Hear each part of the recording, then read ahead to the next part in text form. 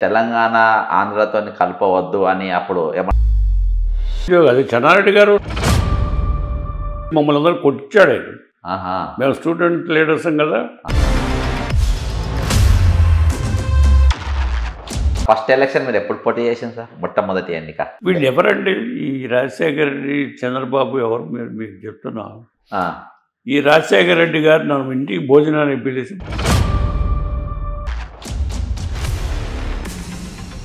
మీ దృష్టిలో ముఖ్యమంత్రి పదవి ప్రజారాజ్యంగా పరిపాలన చేయాలి.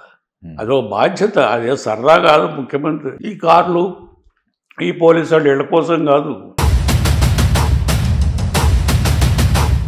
ఒక దళితుడు ముఖ్యమంత్రి ఎందుకు కాలేకపోతుండ్రు? ఒక దళిత ప్రధానమంత్రి ఎందుకు కాలేకపోతుండ్రు? ఇందిరాగాంధీ ఎమర్జెన్సీ పెట్టినాక అందరూ మద్రాస్ మాది, మేము కట్టాం.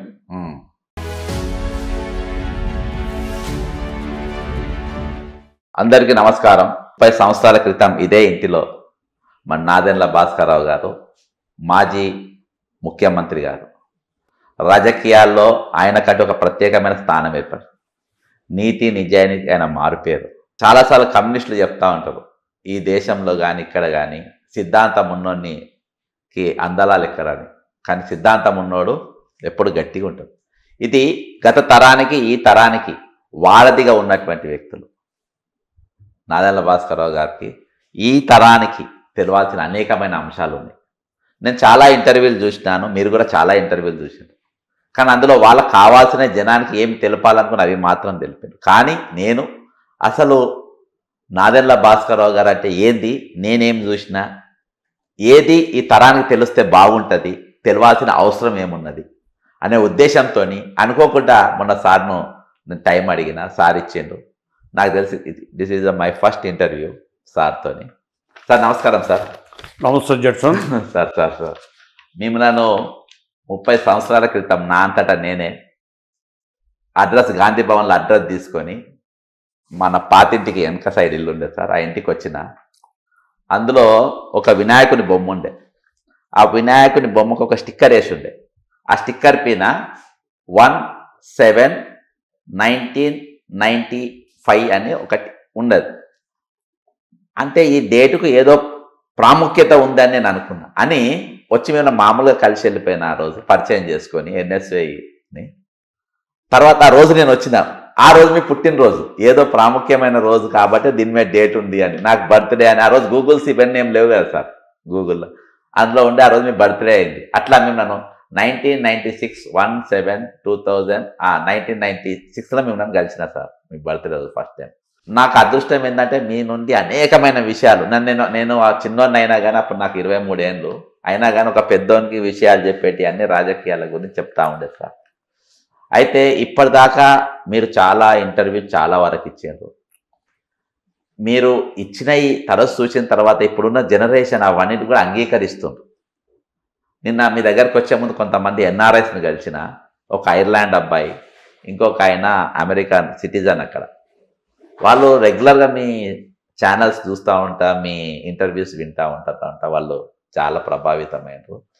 అయితే నేను ఇట్లా ఇంటర్వ్యూ చేయబోతున్నాను అంటే చాలా సంతోషం అన్న అని కొన్ని అంశాలు సార్. మొట్టమొదటిగా మీరు హైదరాబాద్కు రాకముందు మీ కుటుంబ నేపథ్యం అయితే మేము మీ పుస్తకంలో చదివినాం. కానీ ఇప్పుడు చదవని వాళ్ళు ఉన్నారు, చదవనికి కొంత కంప్లీట్గా డిజిటల్ దాన్ని ఫాలో అవుతూ ఉంటారు. అసలు రాజకీయాలలో మీరు రాకముందు మీ కుటుంబస్తులు ఎవరైనా రాజకీయాలు ఉండేనా, లేకుంటే మొట్టమొదటిసారి మీరే స్టార్ట్ చేసేదా? రాజకీయాలకి ఉత్సాహంగా నేను దిగటానికి కారణం 1952. అంతకుముందు ప్రకాశం గారు, జయప్రకాష్ నారాయణ మా ఊళ్ళ గుండా వెళ్ళేటప్పుడు మా ఊళ్ళో ఆగేవాడు సార్. వారికి సన్మానం అని చెప్పనే మా ఊరు కరణం గారు చేసేవాడు. అది చూసి సన్మానం అంటే ఇదా అనుకునేవాడు సార్. తెలియదు కదా సన్మానం, చిన్న బుర్రలుగా సార్. అదొకటి. గాంధీ గారు మా తెనాలికి 3 సార్లు వచ్చాడు సార్.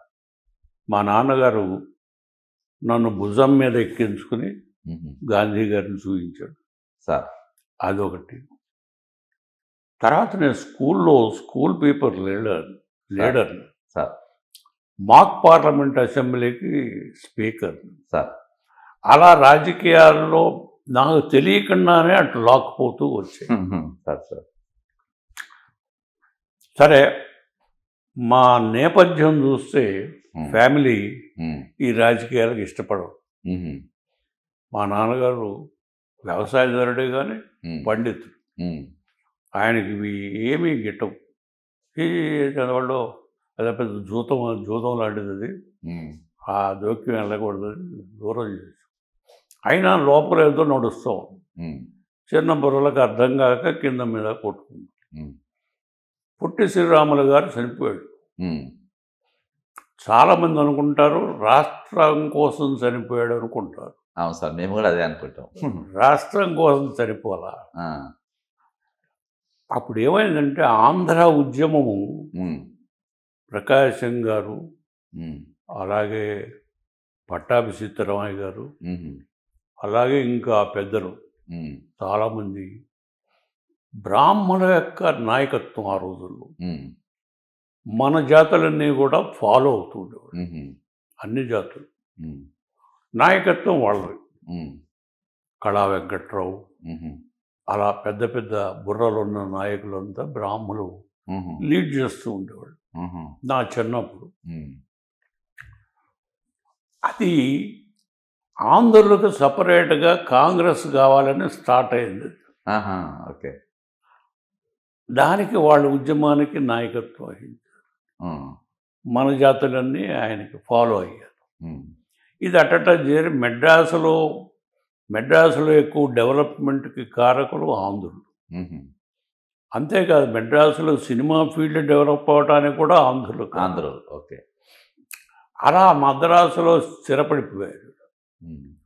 స్థిరపడిపోయినాక ఏమైందంటే టెమిలియన్స్ మనకంటే తెలియగలాడు అనే ఒక భావం. వీళ్ళని తొక్కేస్తున్నారు. ఎవరిని? తమిళలు, ఆంధ్రాసుని. కనుక ఇది ఎట్లా మనం వేరే ఉండాలి అనే భావం చిగురించింది. అలాగే రాయలసీమ ప్రాంతంలో కడప కోటిరెడ్డి గారు, సంజీవ్ రెడ్డి గారు, అక్కడ బ్రాహ్మణ్ లీడర్స్ వాళ్ళు కూడా ఉద్యమానికి పూనుకున్నారు. ఇది అట్టట చేరేమైందంటే మేము మద్రాసు మాది, మేము కట్టాం. చెన్నై తెలుగువాడు మావాడు. వ్యాపారం అంతా మా బందర్లో జరిగిన ఈ తెల్ల బంగారం అంతా ఎక్స్పోర్ట్తో స్టార్ట్ అయింది వైశ్యంతో. కనుక మాది మద్రాసు అని ఒక ఇది లేపారు. లేపితే మద్రాసు వాళ్ళు అప్పుడు రాజగోపాలాచారి గారు చీఫ్ మినిస్టర్గా ఉంటాడు. ఆయన ఎట్టి పరిస్థితుల్లోనూ మద్రాసు ఆంధ్రాకి ఇవ్వడానికి లేదు, కావాల్సి మీరు విడిపోండి. ఇలాగ నడుస్తున్న సమయంలో పుట్టి శ్రీరాములు గారు అనే ఆయన వైశ్య. ఈయన పాపం ఈ భోజనం చేయకుండా 6 రోజులు, 5 రోజులు, 10 రోజులు ఉండటం నేర్చుకున్నాడు. ఈయన నెల్లూరు నేర్చుకుంటే ఈ కాకినాడలో ఉన్నాడు ఒక ఆయన. అలాగే పటాభి సీతారామయ్య గారు, అలా ప్రకాశం గారు, వీళ్ళంతా లీడర్స్ కదా ఆ రోజుల్లో. ఆంధ్రాకి ఒక చిన్న స్కూల్ ఉండేది సముద్రానికి ఎదురుగా ఆ లైన్లో. అక్కడ ఈ శ్రీరాములు గారిని మద్రాసు మాది, కుంభ నది ఇతలంతా మాకు ఇస్తే మేము సపరేట్గా రాజధాని పెట్టుకుంటామని స్టార్ట్ చేశారు. కుంభ నది తెలుసు కదా మద్రాసులో మధ్యలో. ఈ పక్కన మేమంతా పెట్టుకుంటాం, హార్బరు అది అంతా మాది. అంతవరకే కోరిక. ఆయన కూర్చున్నాడు. 20 రోజులని 10 రోజులైంది. ప్రకాశం నెహ్రూ గారిని కొంచెం ఎక్కువగా మాట్లాడుతుండేది. ఆయన లెక్క లేకుండా మాట్లాడుతుంటాడు. అలాంటి సందర్భంలో వాడు కూడా వీడు వస్తే కానీ ఇవ్వడని చెప్పి కూర్చోబెట్టారు. కూర్చోబెడితే 10 రోజులు అయినాక వాడు భోజనం ఆకలి అవుతుందని తింటానని కూర్చున్నాడు. నువ్వు భోజనం చేయటం ఏంటా, నువ్వు కూర్చోబెట్టింది మళ్ళీ నువ్వు ఎట్టా భోజనం చేయడానికి వీల్లేదని చెరో చేయి మీద కూర్చున్నాడు. బులుసు సామూర్తి గారు ఒక చేయి మీద, ప్రకాశం గారు ఒక చేయి మీద కూర్చున్నారు. వాడు అలాగే ఉండి 20 రోజులు 30 రోజులు అయినా చచ్చిపోయాడు. చచ్చిపోయాడు. నెహ్రూ పార్లమెంట్లో అప్పుడు ప్రైమ్ మినిస్టర్. ఆయన కొంచెం హ్యూమనిస్ట్. ఉమ్, అయ్యో ఈ మనిషి చచ్చిపోవటం అంటే ఇంకేంటని అదే రోజుని ఉమ్, ఉమ్, సపరేట్ ఆంధ్ర అని అనౌన్స్ చేశారు. ఉమ్, వాళ్ళు అడిగిందేమో కూపుల ఇతర రాజధాని పెట్టుకుంటామని, అవును. ఆయన సపరేట్. ఆ, రాజధాని ఎక్కడ? ఉమ్, ఫజల్ అలీ కమిటీ అని ఒకటి వేసి ఓ ముస్లిం జెంట్లమన్ ఆఫీసర్ని నువ్వు నిర్ణయం చేయి ఎక్కడ బాగుంటుందో ఆంధ్రాలో రాజధాని అని పెట్టారు. ఉమ్, పెడితే ఆయన బెజవాడ గుంటూరు మధ్యన బాగుంటుందని రాసిపోయాడు ఆయన. ఉమ్, ఎవరు? ఫజల్ అలీ. పదల. ఉమ్, సంజీవ్ రెడ్డి గారు డిప్యూటీ చీఫ్ మినిస్టర్, ఉమ్, ప్రకాశం గారు చీఫ్ మినిస్టర్ ఓకే. గా రాష్ట్రం అనౌన్స్ చేశారు. ఆ, ప్రకాశం డిజర్వ్ ఫైటరు మొట్టమొదటి నుంచి లీడ్ చేశాడు. ఆ, బ్రాహ్మణ్ గారు జనరల్గా నెహ్రూ గారు ఆయన్నే చీఫ్ మినిస్టర్ చేసి ఆ, ఇది చేసి అక్కడ శ్రీప్రకాష్ అని గవర్నర్ ఉండేవాడు మెడ్రాస్లో. ఉమ్, ఆయన చాలా గొప్పడు, ఉమ్, మంచి ఫ్రీడమ్ ఫైటరు, చాలా గొప్పడు. ఆయన ఎలా ఇబ్బంది పెట్టాడంటే రాజగోపాలాచారి గారు ఎలక్షన్లో నుంచోడు. ఆయన ఉమ్, ఎమ్మెల్సీగానే వస్తాడు. ఎమ్మెల్సీగా వస్తాడు. ఆ, ఆయన ఎలక్షన్లో నుంచోవా, గవర్నర్గా బెంగాల్ గవర్నర్గా ఉండి దిగి వచ్చాడు. ఉమ్, ఆయన చీఫ్ మినిస్టర్ చేయాలని నెహ్రూ గారు, ఉమ్, ఎమ్మెల్యే కాదు, ఎమ్మెల్సీ కాదు. అయినా గవర్నర్ ఆయన పిలిచి ఉమ్, చీఫ్ మినిస్టర్గా స్వరింగ్ చేసి ఎమ్మెల్సీ చేశాడు, ఉమ్, నామినేటెడ్ ఎమ్మెల్సీ. ఓకే. అలాంటి సిచ్యువేషన్ ఫేస్ చేసింది మన అసెంబ్లీ. ఆ, సరే, అది అయినాక ఉమ్, ఈ పొట్టి శ్రీరాములు గారి కథ వచ్చేటప్పటికి ఆ, ఇది నెహ్రూ గారు గబక్కన ఉమ్, అనౌన్స్ చేయడానికి కారణం ఏంటి? మద్రాసు, ఉమ్, విజయవాడ, గుంటూరు, ఉమ్, వైజాగ్ అన్ని రైళ్లను తగలబడిపోతాయి. అల్లరల్లరి చేస్తారు పేర్లు. ఆ, ఆయన తట్టుకోలేక ఇమ్మీడియట్గా అనౌన్స్. ప్రకాశం గారి క్యాబినెట్లో సంజీవ్ రెడ్డి గారు డిప్యూటీ చీఫ్ మినిస్టర్. ఆ, ఆయన ఒక పితలాటం పెట్టాడు. ఆ,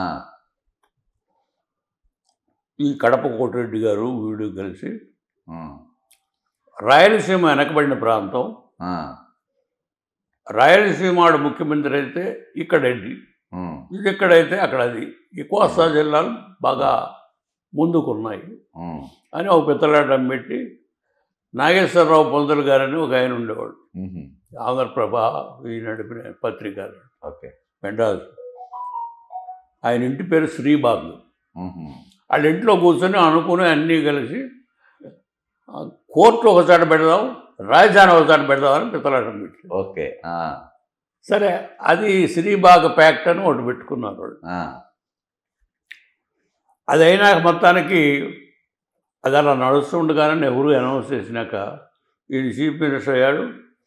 ఈ ఎమ్మెల్యేలందరినీ మేనేజ్ చేశాడు సంజీవ్ రెడ్డి గారు. ఉమ్, ఈవెన్ రాయలసీమలో రాజధాని పెట్టడానికి కూడా ఉమ్, కోస్తా జిల్లా ఎమ్మెల్యేలు కొంతమంది అటు ఓటు వేశారు. బెజవాడలో ఉమ్, వేసేటప్పటికి కర్నూలు పోయి, ఉమ్, కర్నూలు పోతే కర్నూలు ఏముంది, నెహ్రూ ఇక్కడే దిగాడు. నేను ఇక్కడ ఉన్నాను, హైదరాబాద్లో ఉన్నా నేను.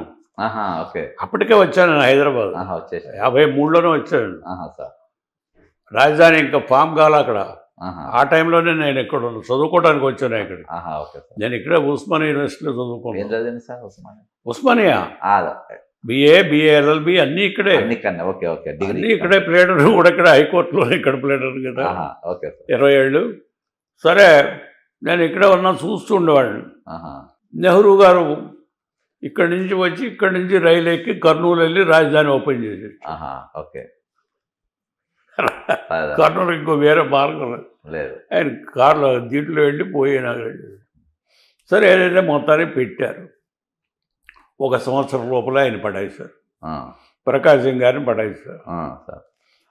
పడేస్తే మళ్ళీ దగ్గర బిక్కిరి రెడ్డి అని, రాజని, సత్యనారాయణ రాజు అని ఒక ఆయన ఉండేవాడు. ఆహా, ఆయన ఏఎస్సీ జనరల్ సెక్రటరీ చేశాడు. ఆహా, ఆయన నేతాజీకి చాలా సన్నిహితుడు.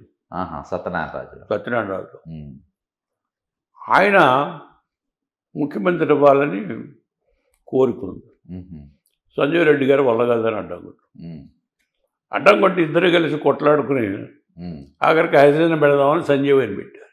ఉహు, ఓకే. సంజయ్ రాయలసీమడు. సరే అట్లా సంజయ్ వచ్చి సంజయ్ వచ్చినాక ఈ పెద్ద పెద్ద మూతబరి రైతులు వీళ్ళు అంతా కలిసి వీడేంటి ముఖ్యమంత్రి అని వాడు పడగొట్టేశారు. పడగొట్టే టైంలో నెహ్రూ బాధపడి అతను హరిజను కావాలని చెప్పి చేశాము, ఇట్లా పాడు చేస్తారా అని చెప్పి ఆయన తీసుకెళ్ళి ఏఐసిసి ప్రెసిడెంట్ చేశాడు సంజయ్ గారు. ఆయనే చేసింది. సరే ఇక్కడ కొట్లాడుకొని మొత్తానికి బ్రహ్మానంద రెడ్డి గారిని ఇచ్చారు. ఆయన ఒక 5-6 ఏళ్ళు పరిపాలించినాక సరే మళ్ళీ ఢిల్లీ నెహ్రూ గారి నాయకత్వం మరి ఇందిరాజీ వచ్చింది కదా. ఇందిరాజీ వచ్చినాక ఇందిరాకి ఆయనకి సరిలేదు. అప్పుడు బ్రహ్మానంద రెడ్డి గారిని దించేసి అప్పుడు మీరు పాలిటిక్స్ ఎంటర్ అయిందా సార్? పాలిటిక్స్లోకి వచ్చేసింది అప్పటికి మీరు? ఎవరు? మీరు ప్లేడర్ని. ప్లేడర్గా ఉన్నారు. ప్లేడర్ని బాగా మంచి ప్రాక్టీస్ ఉంది. ప్లేడర్ని యూత్ కాంగ్రెస్లో ఉండేవాళ్ళు. యూత్ కాంగ్రెస్లో. Okay sir. ఏం పోస్ట్ చేశారు సార్ యూత్ కాంగ్రెస్లో మీరు? 53 నుంచి యూత్ కాంగ్రెస్. అప్పుడు అధ్యక్షుడు ఎవరు ఉండే సార్? రాష్ట్ర అధ్యక్షుడు మొట్టమొదటి కొన్నాళ్ళు గోవర్ధన్ రెడ్డి ఉండేవాడు. పాల్వాయి గోవర్ధన్. ఓకే. తర్వాత రకరకాల వచ్చారు. అయితే బూరుగుల రామకృష్ణరావు గారు చీఫ్ మినిస్టర్ ఇక్కడ. బూరుగుల రామకృష్ణరావు గారిని ఏ పార్టీ మనుషులు ఎన్నుకోలేదు సార్. జైపాల్ రెడ్డి గారు ఉండేనా సార్ యూత్ కాంగ్రెస్? జైపాల్ రెడ్డి మొన్న వచ్చినాడు. అప్పుడు యూత్ కాంగ్రెస్ మొన్న బ్రహ్మాందరి పీరియడ్లో వచ్చాడు. ఓకే. బ్రహ్మాందరి పీరియడ్లో జైపాల్ రెడ్డి గారు, అంతకుముందు లేడు సార్. సరే మొత్తానికి నేను స్టూడెంట్గా ఇక్కడ చదువుకుంటున్న రోజుల్లో జరిగిన విషయాలు సార్. అయితే ఆయన చాలా ఇష్టపడేవాడు. బూరుగుల రామకృష్ణరావు గారు నన్ను బాగా ఇష్టపడతాడు. నేను వర్ధని కాలేజీలో చదువుకుంటున్నాను. బూరుగుల రామకృష్ణరావు గారికి ఇది హైదరాబాద్గా ఉండకూడదు, ఆంధ్రాను కలిపిపోవాలి ఆంధ్రప్రదేశ్ అని కోరిక అయింది. విశాలందరూ కావాలి.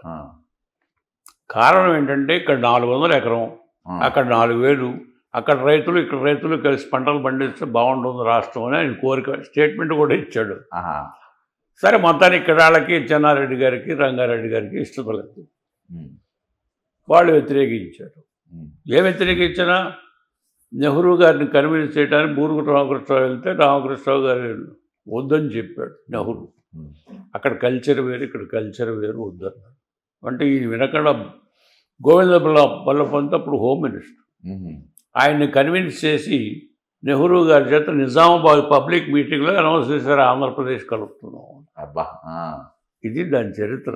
తెలంగాణ అప్పుడు జరిగింది అది సార్. అప్పుడు అంటే తెలంగాణ ఆంధ్రతో కలపవద్దు అని అప్పుడు ఏమైనా ఉద్యమం జరిగిందా సార్ తెలంగాణలో? పెద్ద ఉద్యమం జరిగింది. కలపద్దని పెద్ద ఉద్యోగం. అది చెన్నారెడ్డి గారు రంగారెడ్డి గారు వల్ల కదని చెన్నారెడ్డి గారు యాక్టివ్గా దిగి మమ్మల్ని అందరూ కొట్టించాడు. మేము స్టూడెంట్ లీడర్స్ కదా, మమ్మల్ని కొట్టించాడు. కొట్టించాడు చెన్నారెడ్డి గారు అప్పుడు. అయితే ఆ కొట్టినాడు ఇంటికి తీసుకుపోయాడు నన్ను మినిస్టర్ అయినాక. చెన్నారెడ్డి ఆయన క్యాబినెట్లో మినిస్టర్ కదా, అదొక విచిత్రం కనుక అలాగా తీసుకుపోయాడు. ఇది అక్కడికి అదొక చరిత్ర. ఆంధ్రలో జరిగింది ఏంటంటే అది కేవలం మేము కూంబున దేవతలు మా రాజధాని పెట్టుకుంటాం, మెద్రాస్ అంతా మేము కట్టాం, మాది అనేదితో వీళ్ళు ఆర్గ్యూ చేశారు. అప్పుడు జేవీపీ కమిటీ అని ఒకటి వేశారు. జవహర్లాల్ నెహ్రూ వాళ్ళు భయపెట్టాలి, ఇంకో ఎవరినో కలిపి ఒక కమిటీ వేశారు. ఆ కమిటీ వాడు కూడా మద్రాస్కి ఇచ్చేయాలి వాళ్ళకి, మీరు వేరే రాజధాని చూసుకోండి అని చెప్పి. అలా వచ్చి ఫామ్ అయిన టైంలో కర్నూలులో రాజధానిగా ఉన్నప్పుడు బూరుగుల రామకృష్ణరావు గారు ఇనిషియేషన్ వల్ల తర్వాత ఆంధ్రాస్ కూడా రియలైజ్ అయ్యి రాజధాని పనికిరాదు అనే ఫీలింగ్లో గోపాల్ రెడ్డి గారు చీఫ్ మినిస్టర్గా ఉన్నప్పుడు దీన్ని మళ్ళా ఆంధ్రప్రదేశ్ అని అప్పుడు ఈ తెలంగాణని అందరినీ కలిపేయాలని ప్రపోజల్ వచ్చింది. భాషను బట్టి కలుద్దాం, అది ఆ ఇద్దరం కలుద్దాం తెలుగు వాళ్ళు అని వచ్చింది. దీనికి మేమంతా అప్పుడు స్టూడెంట్స్ కదా, స్టూడెంట్స్గా ఉన్నప్పటి నుంచే రావినారాయణ రెడ్డి గారికి ఎక్కువ పోతూ ఉండేవాళ్ళం. రావినారాయణ రెడ్డి గారు విశాలాంధ్ర, విశాలాంత్ కమ్యూనిస్ట్ లీడర్. మేము ఆయన ఫాలో అవుతూ ఉండేవాడు. చాలా త్యాగ పురుషుడు. సార్ మీరు ఇప్పుడు కాంగ్రెస్ పార్టీ దిక్కు వచ్చింది కదా, కమ్యూనిస్ట్ దిక్కు ఆలోచన ఎందుకు రాలేదు సార్ మీకు అప్పుడు? కాంగ్రెస్ మన కాంగ్రెస్ దిక్కు మీరు వచ్చింది, యూత్ కాంగ్రెస్కి వచ్చింది కదా, కమ్యూనిస్ట్కి పోవాలనే ఆలోచన మీకు ఎందుకు రాలేదు? అంటే మీరు కొంచెం రెవల్యూషనరీ మైండ్ కదా అక్కడ. ఎందుకంటే మేము చదువుకుంటున్న కాలేజీలో మా బలం తక్కువగా ఉంది. రామకృష్ణరావు గారు ఢిల్లీ వెళ్ళి మాకు ఫోన్ చేయించాడు. బిందు అని హోమ్ మినిస్టర్ ఉండేవాడు ఇక్కడ, మహారాష్ట్రియన్. ఆయనకి ఫోన్ చేసి అక్కడ ఏం మీటింగ్ లేదు, పోవడం లేదు, విశాలాంత్ అడిగినా లేడు, నువ్వేం కొట్టాడు ఇక్కడికి వచ్చి అనవసరం న్యూస్ చేస్తున్నాడు, ఎవరు తిట్టాడు ఆయన. తిడితే ఆయన మాకు ఫోన్ చేసి, బిందుకు ఫోన్ చేసి, ఓ మీటింగ్ పెట్టిస్తామంటే మమ్మల్ని మీటింగ్ పెట్టమన్నాడు. మా వల్ల కాదు, కమ్యూనిస్టులు కూడా కలుపుకోమంటే కలుపుకుంటామని అట్లా కలుపుకొని మేము అక్కడ మీటింగ్లు పెడితే మమ్మల్ని కొట్టారు. దెబ్బ ఇక్కడికి అది కొట్టారు, బాగా కొట్టారు. అయినా సరే మీటింగ్ పెట్టించామని చెప్పని సంతోషపడి బూరుగు రామకృష్ణరావు ఎక్కువగా నన్ను అభిమానించి పిలిచేది. అప్పుడు ఆయన చీఫ్ మినిస్టర్. ఆయన ఒక పార్టీకి చీఫ్ మినిస్టర్ కాదు, అన్ని పార్టీలు కలిసి ముఖ్యమంత్రి చేశారు ఆయన. అన్ని పార్టీలు కలిసి ముఖ్యమంత్రి చేశాడు హైదరాబాద్కి. గొప్పడు, మంచి మనిషి, గొప్పవాడు సార్. అలా వచ్చింది అది. ఇక్కడ చరిత్ర ఇట్లా, అక్కడ చరిత్రలోనూ ఇక్కడ చరిత్రలో నేను భాగస్వామిని. అదే సార్, అదే అందుకని మీ వారధి అన్న. సార్ నిజాంతో మీరు ఎప్పుడన్నా కలిసిండ్రా? నిజాంతో మీకు పెద్ద నేను ఎప్పుడు కలవాలి. మీకు ఎప్పుడు? ఆయన మనవాళ్ళు కలిసారు కానీ పెద్ద ఆయనతో నేను ఎప్పుడు కలవాలి. మీరు హైదరాబాద్కి వచ్చిన కొత్త హైదరాబాద్ ఎట్లుండేది సార్? హైదరాబాద్లో రిక్షాలు తప్ప ఏమి లేవు, మా కార్లు ఎప్పుడు చూడలేం మేము. కార్ అనేది ఎప్పుడు చూడలేం. మీరు ఎక్కడ కార్ చూసాం, ఎక్కడ భూల్చంద్ కంపెనీ అదే దుకాణం ఉంది కదా ఆఫీసులో, అక్కడ ఉంటుంటే నిజాం గారు 4 కార్లు వేసుకుని పూజ చేసుకోవడానికి వెళ్ళేవాడు. దానికి నంబర్లు అవి ఉండేవి కాదు, అయ్యే కార్లు, మిగిలినంతా రిక్షాలే, మనుషులు తొక్కే రిక్షాలు. బస్కా కిరాయి దేవని చెప్పి బతిమాలుతూ ఉండేవాడు పాపం. అంత పూర్ కండిషన్స్. సార్ అప్పట్లో జర్నలిజం ఎట్లుండేది సార్? జర్నలిస్టులు ఏ విధంగా ఉండే? జర్నలిజం అనేది విలువలతో కూడి ఉండేదా, లేకుంటే అప్పటికే జర్నలిజం ఇంత విశాలంగా పెరగల. ఎవరో ఒకళ్ళిద్దరు పెద్దాళ్ళు ఉండేవాళ్ళు కానీ ఇంతమంది కుర్రాళ్ళు, ఇంత ఇదంతా ఆంధ్ర ఎథిక్స్ ఉండేది సార్. ఎథిక్స్ మారల్స్ ఫాలో అయ్యేటోళ్ళ ఆంధ్ర కలిసి నాకు వచ్చి. అంతకుముందు అసలు వాళ్ళు ఎక్కడ ఉన్నారో కూడా తెలియనంత. ఏముంది పేపర్ ఆ రోజుల్లో? అప్పుడు అంతే మామూలు పేపర్ కూడా చాలా చిన్నవి, కొద్ది కవరేజ్, పెద్ద కవరేజ్ కూడా ఉండేది. సార్ ఫస్ట్ ఎలక్షన్ మీరు ఎప్పుడు పోటీ చేసింది సార్? మొట్టమొదటి ఎన్నిక దీనికి ఒక చిన్న గాథం సార్. నేను ప్లేడర్ రామచంద్రారెడ్డి గారండి, వరంగల్ ఒక ఆయన. చెన్నారెడ్డి గారు ఉత్తరప్రదేశ్ గవర్నర్ రిజైన్ చేసి వచ్చి ఉన్నాడు ఇంట్లో. ఒకసారి చూసొద్దాందా, నువ్వు కూడా బాగా రాజకీయాలు ఇంట్రెస్ట్ కదా అని తీసుకుపోయాడు. వెళ్ళి కలిసాం. నువ్వు కదా రామచంద్రారెడ్డి గారా సార్? కాదు, నా ఫ్రెండ్. ఓకే, మీ ఫ్రెండ్ వేరే. ఓకే, వెళ్ళామయ్యా, నువ్వు బెదవాడాడి కదా, ఓ 200 మంది నేను కుర్రాడు, మీరు నేను ఇక్కడ మాట్లాడబోకండి, రే ఇక్కడ మాట్లాడబోకండి, నేను 200 మందిని పిలుస్తా, ఓ మీటింగ్ పెట్టుకుందాం, ఇక్కడ ప్రాంతీయ పార్టీ పెడదాం అని చెన్నారెడ్డి గారు ప్రపోజ్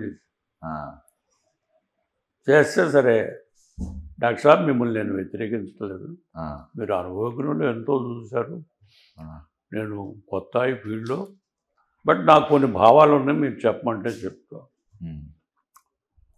ఇప్పుడు ప్రాంతీయ పార్టీకి అంత పెద్ద లేదు, స్కోప్ లేదు నా ఉద్దేశంలో. I may be right are wrong.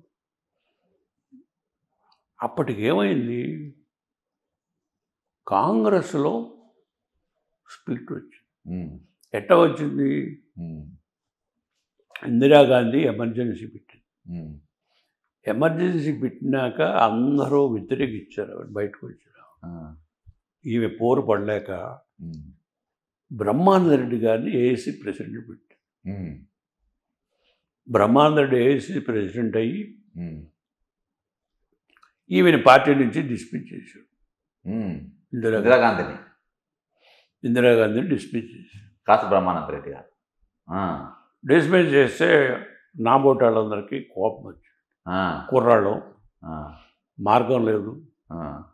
ఈ పెద్ద ఆయన దగ్గర నేను చెప్పాను, మహాసింపతీస్ ఉన్నాయి, నేను ప్లేడర్, నేను రోజు పొద్దున ముందు సాయంత్రం 5-10 మంది కలుస్తూ ఉంటాను నేను, ఊళ్ళ నుంచి వచ్చిన వాళ్ళు. ఊళ్ళలో ఇందిరమ్మ ఏమైపోయిందో, దాన్ని ఉంచారా, చంపేశారా, జైల్లో పెట్టారని ఏడుస్తున్నారు ఆడవాళ్ళంతా. నాకు వచ్చి చెప్తున్నారు క్లయింట్లంతా. ఇప్పుడు ఆమెను ముందు పెట్టి మనం వెనకాల ఉంటే గెలుస్తుందా డాక్టర్ సాబ్ అని. ఓకే. ఆయన సామాజిక వర్గ వాళ్ళంతా వ్యతిరేకం దీనికి. చెన్నారెడ్డి గారు సామాజిక వర్గం. వాడు అట్టగా చెప్తాడు, ఆడు మాటలు అమ్ముతున్నావు అంతాను. అదే లేదు, నన్ను కొంచెం చిన్న చేసి నన్ను మాట్లాడి వాళ్ళగాదను. పిడతల రంగారెడ్డి, విజయభాస్కర్ రెడ్డి వీళ్ళంతా ఆయన్ని కలిసి ఆయన నమ్మకూడదు, ఆమె మన రెడ్లకి ఎందుకు ఇస్తుంది చీఫ్ మినిస్టర్షిప్, నమ్మకూడదు, ఆ సైడ్కి వెళ్ళొద్దు అని ఆయన అడ్డం పెట్టాడు. ఇంతలోకి ఏం చేశాడు, ఈ మైసూర్ కర్ణాటక అంటారే, ఆ కర్ణాటక చీఫ్ మినిస్టర్ ఒక ఆయన అరస్ అనే దేవరాజ్ హర్స్, ఆయన కూడా బీసీ. ఆయనకు ఒక ఫ్రెండ్ ఢిల్లీలో, ఆ ఫ్రెండ్ని హైదరాబాద్ పంపించి ఆంధ్ర కర్ణాటక కలిసి ఓ పార్టీ పెట్టుకున్నాం, ప్రాంతీయ పార్టీని. మీరు ఒక్కటే వద్దు, మన ఇద్దరం కలిసి ప్రాంతీయ పార్టీలు పెట్టుకుని మనం కంటెస్ట్ చేద్దాం, గెలుద్దాం. ఇందిరాగాంధీ అయిపోయింది, ఏ లాభం లేదు అని ఓ ప్రపోజల్ పంపాడు దేవదాస్ హర్స్. ఆ అమ్మాయి ఇక్కడికి వచ్చి కూర్చుంది. డాక్టర్ గారు నన్ను, బీసీ లీడర్ అవుతున్నాడు డిప్యూటీ చీఫ్ మినిస్టర్ జగన్నాథ్ ఇద్దరిని భోజనాన్ని పిలిచాడు. మేము టేబుల్ మీద కూర్చున్నాం. నా అభిప్రాయాలు ఓకల్గా చెప్పేస్తే ఆ అమ్మాయి అరసుకు ఫోన్ చేసి చీఫ్ మినిస్టర్కి, వీడెవడో ఇక్కడ భాస్కర్ అని ఒకడు ఉన్నాడు, వాడి చేతిలో ఉన్నాడు చెన్నారెడ్డి, ఆయన ఏం చెప్తే అది తల ఊపుతున్నాడు, మన దానికి పండించేటట్లు లేడు అని చెప్పాను పెట్టు. ఆయన స్పెషల్ ప్లేన్ వేసుకొచ్చాడు. అది వాస్తవమా సార్? చెన్నారెడ్డి గారు మీకు అంత ఇంపార్టెన్స్ ఇచ్చారు? ఆయన స్పెషల్ ప్లేన్ వేసుకొచ్చాడు. వస్తే డాక్టర్ గారు మళ్ళీ భోజనాన్ని పిలిచాడు. మళ్ళీ రెండో రోజు మళ్ళీ మా ఇద్దరు పిలిచాడు. శాస్త్రి అని ఈనాడు కూడా ఉన్నాడు, కేసీఆర్ ఉన్నాడా లేడు అనుకుంటా. సరే మేమంతా కూర్చుని ఉండగా మళ్ళీ నా భావాలు చెప్పాను. Who is this young man అని అడిగాడు. చుట్టది అవుతాడు, ఎవడు కర్ణాటక చీఫ్ మినిస్టర్ దేవరాజ్. ఏమో నాకు తెలియదు, ఆయన చెప్పి నేను నిజం అవుతున్నాయి అన్నాడు. ఓ ఐ సీ అని అన్నాడు. అంటే నేను ఫార్ములా చెప్పాను, మీరు ఢిల్లీ బదలండి, మీరిద్దరూ చీఫ్ మినిస్టర్, మీరు ఆల్రెడీ చీఫ్ మినిస్టర్, ఈయన కూడా chief minister level candidate Chenna Reddy, మీరు పదండి, మేము కూడా వస్తాం, కొంతమంది పిల్లడం యూత్ కాంగ్రెస్ అంతా మేము కూడా వస్తాం, అందరూ వెళ్ళి మనం ఆమెను పెట్టమద్దాం, బయటికి రమ్మని, ఇట్లా కూర్చుంటే లాభం లేదు, కాంగ్రెస్ మంది రండి అని బతిమద్దాం. ఒప్పుకున్నారు. ఒప్పుకుని వాళ్ళు టికెట్లు తెప్పించుకున్నాం, మేము టికెట్లు తెప్పించుకొని ఢిల్లీ పోయాం. విఠలభాయ్ పటేల్ హౌస్లో కూర్చున్నాం. ఓ 180 మంది 70 మంది కూర్చున్నాం. అక్కడ కొంతమందిని పూజ చేసుకుని అది కూర్చో. ఆమెకి ఆ ఉత్తరప్రదేశ్ బ్రాహ్మడు ఉన్నాడు, ఆయన చెప్తే వింటుంది. ఎవరు సార్ ఆయన?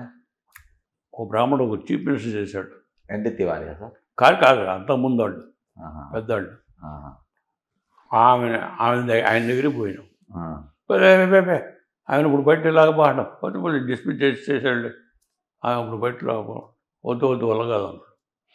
అప్పుడు మేము కొంతమంది ప్రెస్ వాళ్ళందరూ పర్టికులర్లీ శాస్త్రిని పట్టుకుని, ఆ శాస్త్రి రాత్రి ఏదో విస్కీ అడిగాడు, ఓరో బాటిల్ కొని ఉంచి కొంటు తాగేశాడు. పొద్దున్నే పోయి ఆమెను కన్విన్స్ చేశాడు. కన్విన్స్ చేసి విఠలభాయ్ పటేల్ హౌస్ ఫుల్ బాటిల్ తీసుకొచ్చాడు. ఆమె మా అందరి దగ్గర కూర్చున్నప్పుడు ప్రెస్ వాళ్ళంతా అడిగారు, ఏమిటి నీ పార్టీ అని. నేను ఎక్కడుంటే అక్కడ కాంగ్రెస్ ఉంది. That's all. అంతే ఫినిష్. అంతే క్లోజ్. ఫినిష్. ఓకే, గెలిచిపోయాము. అంతే. అప్పుడు ఏం పేరు సార్?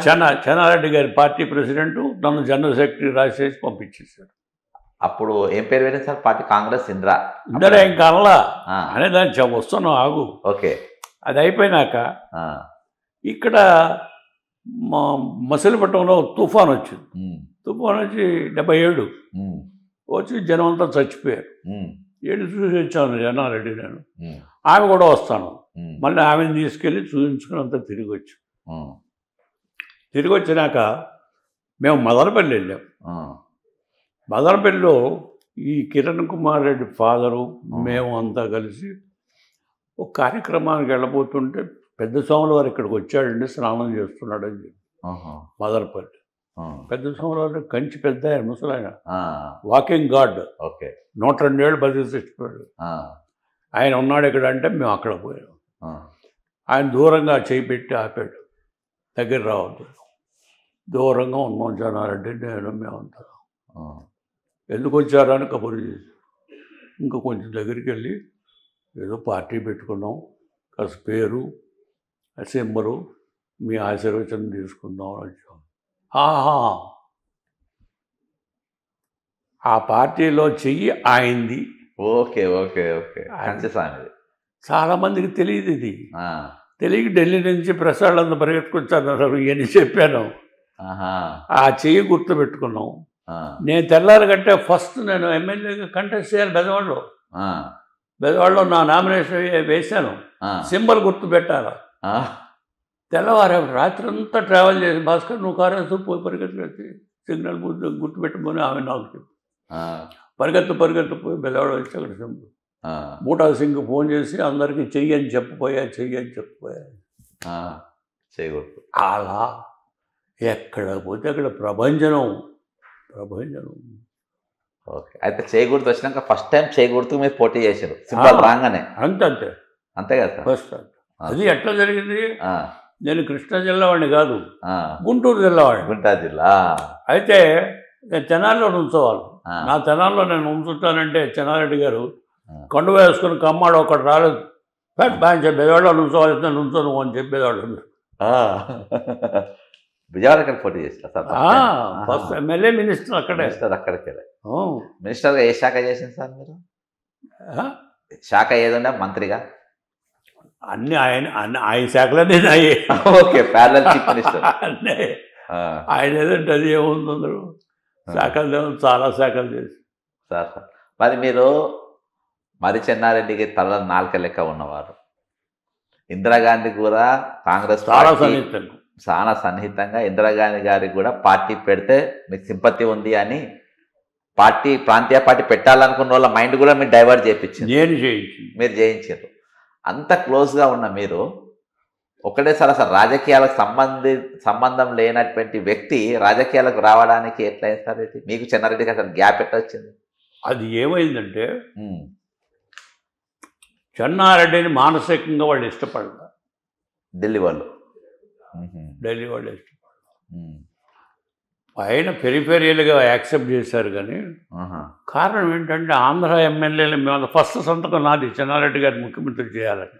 ఓకే, ఆయన పెట్టాము, ఆయన ముఖ్యమంత్రి చేయాలని ఫస్ట్ సంతకం నాది. మీది. ఓకే, మా ఎమ్మెల్యేలు ఆంధ్ర నుంచి వచ్చిన వాళ్ళంతా ఆయనకే సపోర్ట్ చేశారు. దాని చేత ఆ బలవంతంగా వాళ్ళు అట్టు పెట్టారు. నరసింహారావు ఎవరు పంపాలని వాళ్ళ ప్లాన్. పివి ఆయన ప్రయత్నం చేసుకున్నాడు. కానీ మేము ఒప్పుకోలేదు. మేము ఈయనతోనే ఉన్నాం. టికెట్లు కానీ ఇవి కానీ అన్నీ ఆయన ద్వారానే నడిపాం. డబ్బు దశకం కూడా ఈయన ద్వారానే నడిపాం. ఓకే, కనుక మేము ఆయనతోనే ఉంటాం కదా. అయితే డిఫరెన్స్ ఎందుకు వచ్చినాయి? ఢిల్లీ వాడు మానసికంగా ఆయన అంటే ఇష్టత లేదు. ఇష్టత లేపడానికి కారణం ఏంటి? అది కూడా మీరు అడగండి. ఇప్పుడు ఆయమ్మను ముందు కూర్చోబెట్టుకుని నేను ఆయన వెనకాల కూర్చొని అంబాసిడర్ కారులో సూర్యాపేట వెళ్ళాం మీటింగ్. వెళ్తే సూర్యాపేటలో 2 గదులే ఉన్నాయి గెస్ట్ హౌస్. ఒక గది ఆమెకి ఇచ్చి ఒక గదిలో మేమిద్దరం వాష్ చేసుకుని బయటకు వచ్చాం. వెంటనే వచ్చి మళ్ళీ కారు దగ్గర మీటింగ్ దగ్గరికి పోవాలి కదా, ఆమె అక్కడ ఉంచుంది. చెన్నారెడ్డి గారు ఎంతసేపు ఉన్నారాడు, ఎందుకు రాడు? ఆయన కూడా ఏముంది, బాత్రూమ్కి వెళ్ళి బట్టలు వేసుకోవడం కదా వేసుకోవచ్చాడు. ఈ రెడ్డి పిల్లకాయలంతా ఆయన కాళ్ళ మీద పడి దండాలు. ఇదంతా ఆమె చూస్తూ ఉంది. ఎగ్జాంపుల్ చెప్తున్నాను, చూస్తూ ఉంది. ఒక్కటే ఉంటుంది కారు దగ్గర, ఎవరు లేరు, out of power. Prime minister పోయింది కదా, కనుక ఒక్కటే ఉంటుంది. నేను పోయి పరిగెత్తుకుపోయి ఆమె పక్కన ఉంచుంది. ఇలాంటి చిన్న చిన్న వ్యవహారాలు వాళ్ళు పట్టించుకుంటారు. ఆహా, ఈయనకి పొగరెక్కింది, ఈయన ముఖ్యమంత్రి చేసేటప్పటికి ఈయన మనం వదిలేశాడు అని అనుకుంటూ ఉంటారు. అలా అలా పెరిగాయి. అంజయ్య ఎమ్మెల్యేగా నుంచి ఓడిపోయాడు. వాడికి రాజ్యసభ ఇచ్చి ఏదో మంత్రి ఇచ్చారు అక్కడ. ఇప్పుడు రోజు పిత్రీలు వీళ్ళంతా బీసీలు. చెన్నారెడ్డి గారికి బీసీలకి పడదు. పిత్రీలు చెప్పి రోజు అది చేసి ఇది చేసి ఆమె మైండ్ తయారు చేసి పైన నేను పెద్ద అడ్డాం కదా. మరి నేను ఆయన సపోర్ట్ చేస్తున్నా. ఆయన దగ్గర నా మెంబర్లు ఎమ్మెల్యేలు అంతా 34 మంది నా దగ్గర ఉన్నారు.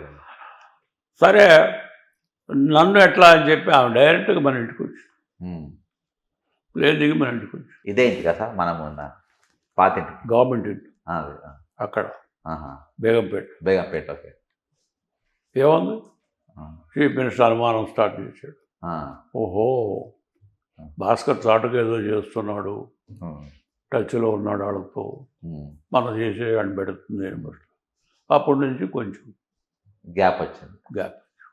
This is how it start. ఆమె నేనంటే ఇష్టపడిన మాట వాస్తవమే, కానీ చీఫ్ మినిస్టర్ అది చేస్తానని నాకేం చెప్పలేదు, నేను ఎప్పుడు అడగలేదు. అయితే వాళ్ళకి మాత్రం ఇతనితో ఉండటం కష్టం అని అతను దూరంగా ఉండేవాడు. ఆ గ్యాప్ని ఈ ప్రశ్న అంతా కూడా నేను ఆయనకు వ్యతిరేకించాను పోయానని చెప్పాడు రాశారు. సార్ దీనికి కొంచెము ఫాస్ట్ ఫార్వర్డ్గా ముందు పోయి మళ్ళీ ఇంకా కొంచెం చెప్పు. ఫాస్ట్ ఫార్వర్డ్ ఏంటంటే ఇటీవల ఒక వెబ్ సిరీస్ రిలీజ్ చేసింది సార్. అది 6 గంటల వెబ్ సిరీస్. నేను మొత్తం 6 గంటలు చూసిన, ఎందుకంటే అలా మీ పాత్ర ఉన్నది కాబట్టి చూసిన. అందులో కొన్ని పెట్టి మిమ్మల్ని కొంచెము తక్కువ చేసి చూపించే ప్రయత్నం చూపించారు. ఎవరు? అందులో చంద్రబాబు నాయుడు, డాక్టర్ వైఎస్ రాజశేఖర రెడ్డి గారు స్టోరీ పెట్టి పెడతారు. ఒక సినిమా 6 గంటల డాక్యుమెంటరీ సినిమా తీసిన వాళ్ళు. ఇలా రన్ అవుతుంది, ఇప్పుడు ఓటీటీలో నడుస్తుంది. అందులో తక్కువ చేసి అసలు మీరు మధ్యలో ఏదో ఉన్నట్టు, ప్రతిసారి మీరు ముఖ్యమంత్రిగా ఆశిస్తున్నట్టుగా, మీకు రాకుండా పోయినట్టుగా ఓ దుర్మార్గుడిగా చూపిస్తూ అట్లా చూపించే ప్రయత్నం చేసిండు. ఇది ఇప్పటిదాకా అంటే నేను ఫాస్ట్ ఫార్వర్డ్ అందుకనే వచ్చిన, మీరు ఆ సబ్జెక్ట్లో ఉన్నారు కాబట్టి నేను ముందుకు వచ్చిన. అయితే అది చూసినప్పుడు అది నేను మిమ్మల్ని గమనించిన, నేను మీ పుస్తకాలు మీ గురించి విన్న, అది పచ్చి అబద్ధం అనేది. అంటే ఎప్పటికప్పుడు వీళ్ళు యాక్టివ్ అవుతూ ఉన్నారు. వాళ్ళు ఏంటంటే నా పర్సనాలిటీ డౌన్ చేస్తే కానీ వాళ్ళు పెరగరని మొన్న అట్లా డౌన్లో చూపించి, బ్లాక్లో చూపించి వాళ్ళు వైట్. అయితే నాకు ఒకటి సార్, ఇప్పుడు గుంటూరులో తెనాలి అనేది కళాకారులకు పెట్టినట్లు, అంతే కదా సార్. మీరు 6 ఫీట్ల హైట్, మీ హైట్ కానీ ఇది కానీ మీ కలరు అంతా బ్రహ్మాండంగా ఉంటుంది. మిమ్మల్ని సినిమాలలో ఎవరైనా ఆహ్వానించలేదా సార్ అప్పుడు? నా మైండ్ ఎప్పుడు అట్లా పోలే అలా ఆలోచన. అదంటే నాకు చాలా అసహ్యం. ఈ ఆడవాళ్ళు, ఈ తాగుళ్ళు, ఈ సినిమాలు ఇవన్నీ నేను చాలా దూరంగా ఉంటాను. నేను ఎప్పుడు ఆధ్యాత్మిక చింతన మీద ఎక్కువగా ఉంటాను. భగవంతుడు ధర్మము, న్యాయము అనేది ఎక్కువగా నా మైండ్లో నడుస్తుంది. అంతేగాని మీకు మనం చేస్తా, సినిమా అనేది అన్ని కళల్లో ఆఖరి కళ. ఆఖరి కళ చాలా హీనమైంది. మేక్ బిలీవ్ ఎఫేర్ చేసి డబ్బులు సంపాదించుకోవటం, అంతేగాని దానివల్ల వచ్చేది లేదు. ఊరిని బొమ్మలు, తోలు బొమ్మలు ఊళ్ళలో చూపించేవాళ్ళు. మీకు కూడా మీ ఊళ్ళలో కూడా వరంగల్లో చూపించుంటారు. బుర్రకథలు చూసారు, మా ఊళ్ళలో తోలు బొమ్మలు చూపించేవాళ్ళు. అలాంటిదే ఇది కూడా సినిమా. ఇది ఆఖరి కళ. అది ఆఖరి కళ. దానికి ఎందుకు లొంగావు నువ్వు దీనికని మీరు అనొచ్చు. ఆ గాలి వచ్చినప్పుడు చెప్తాను, నువ్వు ఒక్కడే చాలు ఇందిరాజుని వ్యతిరేకించడానికి, ఇంకెవడన్నా కలుపుకొని పొట్టబట్టినప్పుడు ఇతన్ని ఆహ్వానించుతుంది. ఓకే, ఈయన తీసుకొని వచ్చింది. అదే అంటే మీరు సూపర్ ఫాస్ట్ కదా సార్, అంటే మీరు చాలా స్పీడ్ ఉండేది, ఎస్ ఎస్ మీరు చాలా స్పీడ్. ఇప్పుడు మీరు చెప్పిన తొందర దాన్ని మనిషి అని కూడా అంటారు. మీ స్పీడ్ ఎట్లా అంటే స్పీడ్గా ఎడ్యుకేషన్ అయింది, స్పీడ్గా ఇదేంటి, స్పీడ్గా యూత్ కాంగ్రెస్, స్పీడ్గా ఒక పార్టీయే పెట్టించే స్థాయికి, అంటే కాంగ్రెస్ పార్టీ ఎస్ ఇది కాదు, ఈ లోకల్ పార్టీ గురించి. ఇందిరా కాంగ్రెస్ నా బుర్రలో నుంచి వచ్చింది. ఇందిరా కాంగ్రెస్ పార్టీ మీ ఆలోచనకి వెళ్ళి వచ్చింది. ప్యారలల్ చీఫ్ మినిస్టర్ ఆల్రెడీ మీరు అప్పటికే, అప్పుడే మీ వయసు ఎంత సార్? 45 ఇయర్స్ మీరు ప్యారలల్ చీఫ్ మినిస్టర్, మీరు 42కే మినిస్టర్ అయ్యారు. 45 మీరు ఇదంతా అయిపోయింది, ఇమీడియట్గా మీరు ఇదైంది సార్. ఈ మధ్యలో గ్యాప్ అంతా చాలా ఛానళ్ళలో చూపించారు, నేను దాని గురించి నేను పోదలుచుకోలేదు. అదంతా నాకు ఎగనెస్ట్ చూపిస్తారు, వాళ్ళని డౌన్ చేస్తే కానీ వాళ్ళు పెరగరు. అదంతా జరిగింది. ఒకటి ఈ ఇంట్లో ఇంకా నేను అమ్మగారిని చూసిన. వీళ్ళు ఎవరండి? ఈ రాజశేఖర రెడ్డి, చంద్రబాబు ఎవరు మీకు చెప్తున్నా? ఈ రాజశేఖర రెడ్డి గారు నన్ను ఇంటికి భోజనానికి పిలిచి పార్టీలో చేర్చుకోమని బతిమాలి మనిషి. ఈ చంద్రబాబు మన ఇంటికి వచ్చి పార్టీలో చేర్చుకోనా అని అడిగిన మనిషి. వాళ్ళు మన పెద్దాడికి ఎందుకు చూపిస్తారు? వాళ్ళు మన కింద పెట్టి వాళ్ళు పై ఆళ్ళగా చూపించుకున్నారు. దానికి తంటాలు పడుతున్నారు, అప్పటి నుంచి పడుతూనే ఉన్నారు. ఎన్ని సినిమాలు వచ్చాయి సార్? ఒక 2-3 వాళ్ళ లైఫ్ స్టోరీలు ఆన్లైన్లో చూపించారు. ఎప్పుడు వచ్చినా ఇవే ఇంట్లో కూడా మిమ్మల్ని వాళ్ళ టార్గెటే చేస్తారు. మీది ఒక బుక్ చదివిన సార్, మీరు వాకింగ్ విత్ డెస్టినీ అని. ఆ పుస్తకం నేను పూర్తిగా చదివిన. మీ పైన అంతకుముందు ఒక పుస్తకం రాసిన ఐ వెంకట్రావు అంటాడు. వాడు దొంగ, పెద్ద దొంగ, ఒకడని చంద్రబాబును పొగుడుతూ బుక్ కూడా రాసిండు. నన్ను బూతులు తెట్టు నేను తీసుకుని రాసిండు. తర్వాత నేను ఈ బుక్ చూసిన తర్వాత, ఈ బుక్ మీద ఓపెన్ చేసింది నేను అనుకుంటా వైఎస్ రాజశేఖర రెడ్డి గారు, జూబ్లీ హాల్లో. వాడు దొంగ, వాడు రామోజీ ఏం చెప్తే అది రాస్తాడు. వెంకట్రావు వాడి దగ్గర డబ్బు తీసుకుని వాడు రాజు. అయితే మీరు మీ పుస్తకం వాకింగ్ విత్ డెస్టినీ మీరు పబ్లిక్ గార్డెన్లో జూబ్లీ హాల్లో డాక్టర్ వైఎస్ రాజశేఖర రెడ్డి గారు ముఖ్యమంత్రిగా ఆయన ఓపెన్ చేశారు. అప్పుడు మీరు ఒక మాట అన్నారు, నాకు కొన్ని రిజర్వేషన్స్ ఉండే, నాకు మీ స్పీచ్ నాకు గుర్తు, ఐ వాజ్ దేర్. నాకు కొన్ని రిజర్వేషన్స్ ఉండే, కానీ నేను రాజశేఖర రెడ్డి గారి లీడర్షిప్ను కానీ దీన్ని కానీ, ఎందుకంటే అప్పుడు బాబు కూడా ఎమ్మెల్యేగా ఉన్నాడు, కొంచెం మీరు సపోర్టింగ్గా మాట్లాడినారు అసలు. ఎందుకు మాట్లాడానంటే దాని బ్యాక్గ్రౌండ్ ఏంటంటే, అప్పటికి సోనియా గాంధీ అతను తీసేయాలని కూర్చు. ఓకే, రాజశేఖర రెడ్డి గారిని తీశారు. నన్ను పిలిస్తే వెళ్ళారు. అందరూ తీసేయమంటున్నారు భాస్కర్, దీన్ని ఒపీనియన్ ఏంటి అని అడిగి, నాకు ఆయనకి పొలాల దగ్గర తగులు లేవు, కంపెనీల దగ్గర తగులు లేవు, వాస్తవం చెప్పమంటావా అన్నాను. ఇప్పుడు అతను తీస్తే పార్టీ ఓడిపోతుంది అని చెప్పి ఆ మాట చెప్పాను అక్కడ. ఓకే, ఇప్పుడు ఆయన తీస్తే పార్టీ ఓడిపోతుంది. మెన్ అండ్ మ్యాటర్స్, డబ్బు సంపాదించాడు, ప్రజలు సంపాదించాడు, ఆయన సపోర్ట్ ఉంది. ఇప్పుడు ఆయన ఇప్పుడు తీస్తే తెలివి తక్కువ. ఎలక్షన్ అయిన తర్వాత నువ్వు ఇక్కడ పిలుచుకో, ఇంకోటి పెట్టుకో, ఏదైనా చేసుకో, అంతేగాని ఎలక్షన్స్ అతని ద్వారానే నడవాలి, లేకపోతే ఓడిపోతావు అని చెప్పి అంత క్లియర్గా చెప్పి ఆ మాట నేను మీటింగ్లో చెప్పాను.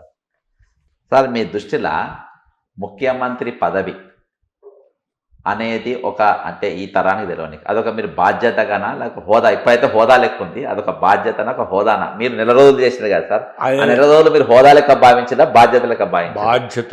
ఓకే, పెద్ద బాధ్యత.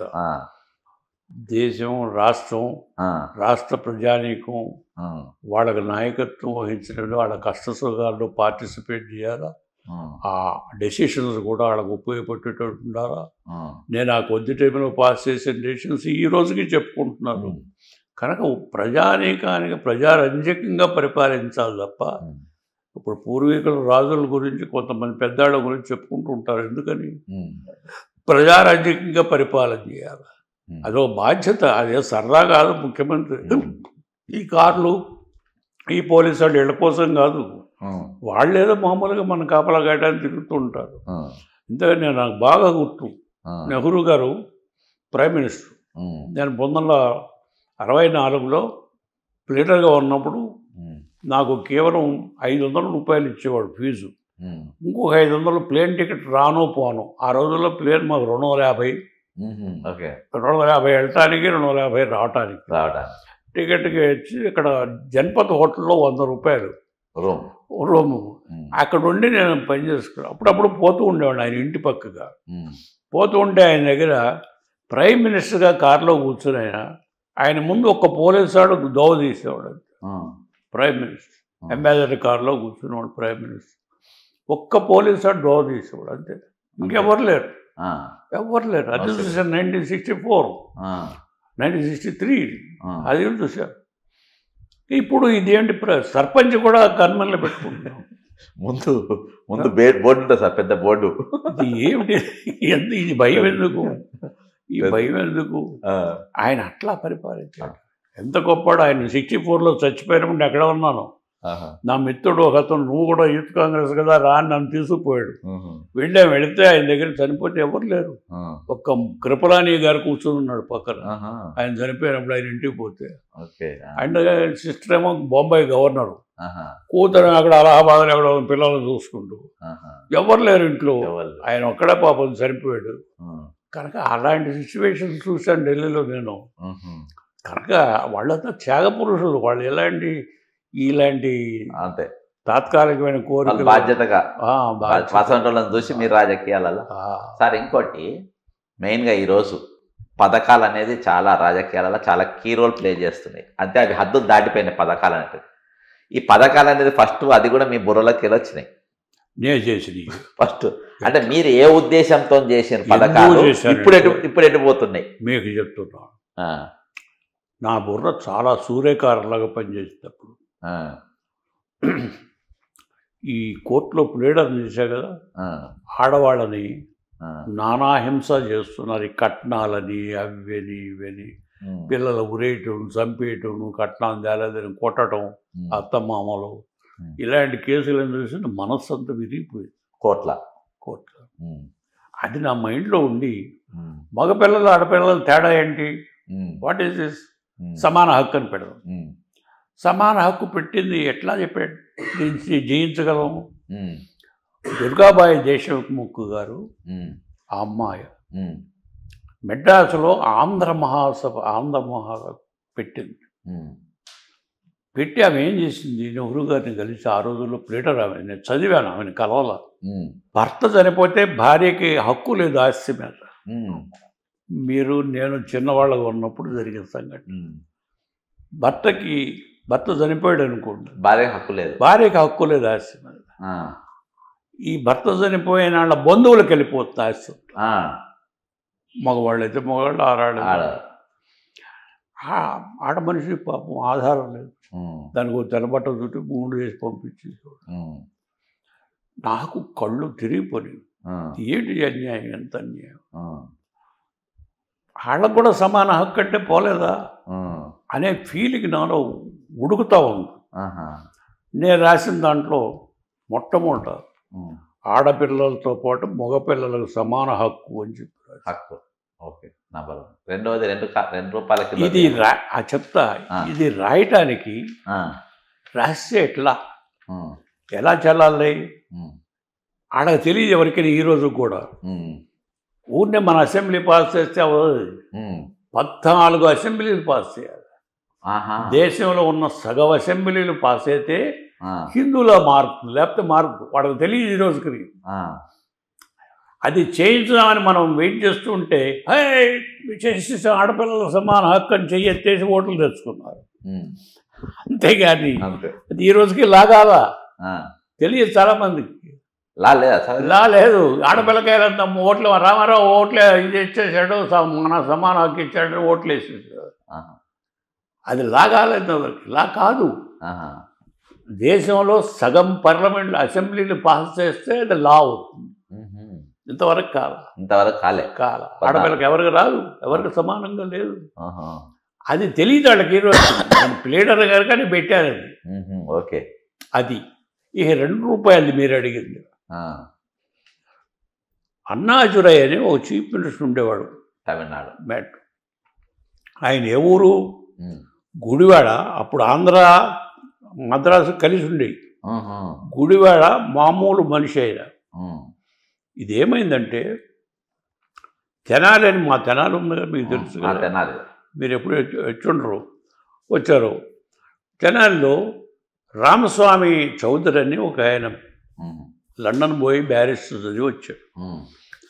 ఆయన మీటింగ్లు పెట్టి యాంటీ బ్రాహ్మిన్ మూమెంట్ ఒకటి తీశాడు. ఓకే, ద్రావిడ మూమెంట్. ఉద్యోగాలన్నీ బ్రాహ్మణులకైనా, బ్రాహ్మణ పిల్లలకైనా, మా పిల్లలకి ఏమి చదవాలి, ఉద్యోగాలు లేవని ఒక ఉద్యమం చేస్తే నాయకర్ మద్రాసు నుంచి, అప్పుడంతా మద్రాసులో ఉండేవాళ్ళం కదా, అవును.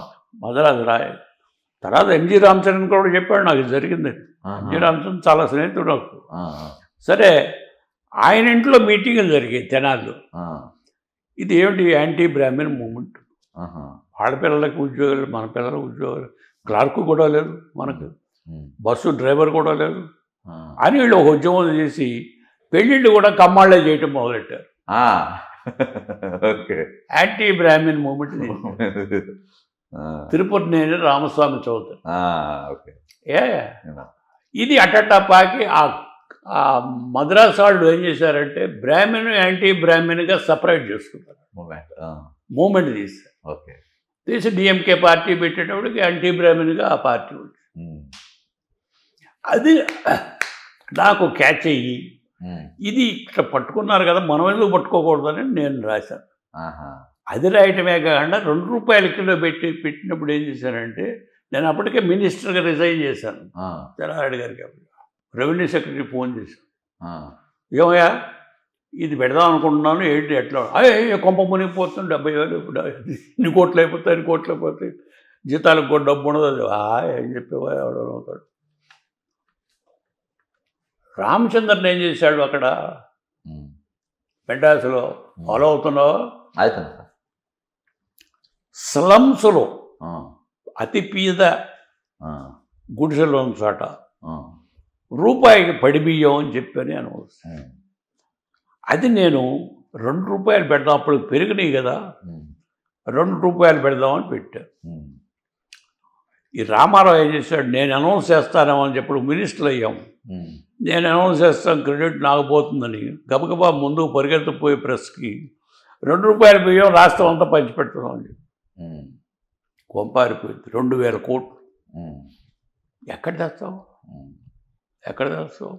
వాడు నాకు చెప్పాడు సెక్రటరీ, అయ్యయ్యో అది పెట్టి ఇంకా మా జీతాలు కూడా ఉండవని చెప్పాడు. అయినా సరే పెట్టారు. పెట్టింది ఏంటి, నేనేమేంటి చేశాను, ఆ స్లమ్స్కి ఇద్దామని పెట్టాను. ఓకే, అది ఇతను మొత్తం అనౌన్స్ చేశారు. రైతులు కూడా ఎత్తుకుపోయారు, రైతులు కూడా పంచుకున్నారు కదా బియ్యం పంచుకున్నారు. అదొక అయితే సార్ అట్లా ఇంట్రడ్యూస్ చేశారు. అది సార్ ఇప్పుడు అటువంటి పథకాలు అంటే మీరు పెట్టింది ప్రజల కోసము, మహిళల కోసం, వాళ్ళ హక్కుల కోసం, అంతే. ఇట్లా డిఫరెంట్ అంటే ఏదన్నా వాళ్ళ ఇదే ఆఫీసర్ ఇక్కడే కూర్చొని నేను నా వైఫ్ డిక్టేట్ చేసి రాశాను. అది విన్నాను సార్. సార్ ఇప్పుడు మీరు ఆ పథకాలు ఏ స్థాయికి పోయినాయంటే ఇవాళ రాష్ట్రంలో అంటే తెలంగాణ రాష్ట్రంలో మళ్ళీ కొంచెం ఫార్వర్డ్ పోతుంది. తెలంగాణ రాష్ట్రంలో ఈ 2024 ఈ మధ్యలో 14,000 మంది రిటైర్డ్ అయ్యారు సార్. ఈ 14,000 మంది రిటైర్డ్ అయిన తర్వాత అందులో ఒక 1,000 మంది ఈ మధ్యలో కమిషన్లు ఏమో నడుస్తున్నాయంట ఫైనాన్స్ మినిస్టర్ ఛాంబర్లో తెలంగాణ 15%, 17% అది ఇచ్చి ఒక 1,000 మంది తీసుకున్నారు.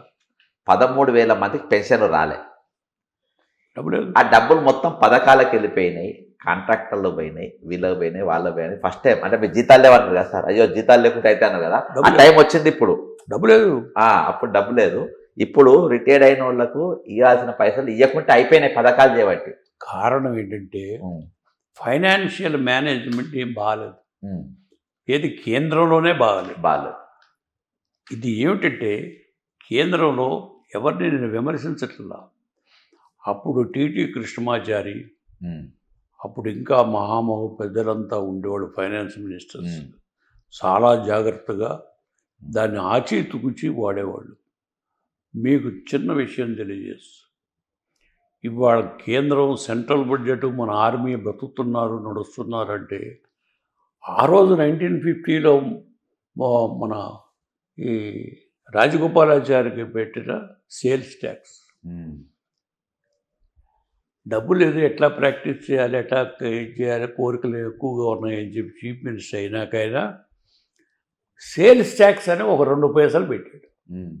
Sales tax. Okay. Sales tax. ఏదైనా వస్తువు అమ్మితేనో కొనుక్కుంటేనో 2 పైసలు మాకేమో గవర్నమెంట్ సేల్స్ ట్యాక్స్ అంటే. Sales tax. ఓకే. ఆయన బుర్ర ఆయన పెట్టింది. ఇవాళ ఆర్మీ అంతా 2 లక్షల కోట్లు, నెలకి 3 లక్షల కోట్లు వచ్చే ట్యాక్స్ అంతా వాళ్ళ ఆర్మీ మెయింటెనెన్స్. సార్ ఇవాళ బుర్ర ఉండాలా. ఆ ఫైనాన్స్ మేనేజ్ చేసి ఆ పెద్దలు లేరు అక్కడ. పెద్దలు లేరు. ప్రైమ్ మినిస్టర్కి పెద్ద దీంట్లో అవగాహన లేదు. నేను కలిశాను 2-3 సార్లు. ఆయనకి పెద్ద అవగాహన లేదు దీని మీద, ఫైనాన్స్ మీద. కనుక చాలా కష్టం. ఆయన ఏమో చిన్న రాష్ట్రాన్ని మెయింటైన్ చేశాడు. ఇది దేశం కదా ఇది. సరే, ఇంకొకటి సార్, ఇప్పుడు ఆత్మగౌరవం అనేది ఒకటి అంటారు. ప్లస్ ఆత్మగౌరవంతో ఈరోజు తెలంగాణ తెచ్చుకున్నామంటారు.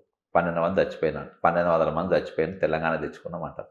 ఇది ఒక తీరు సార్. ఇప్పుడు తెలంగాణ 7 లక్షల మిగుల బడ్జెట్తో తెలంగాణ ఏర్పడ్డది, 16,000 కోట్లు.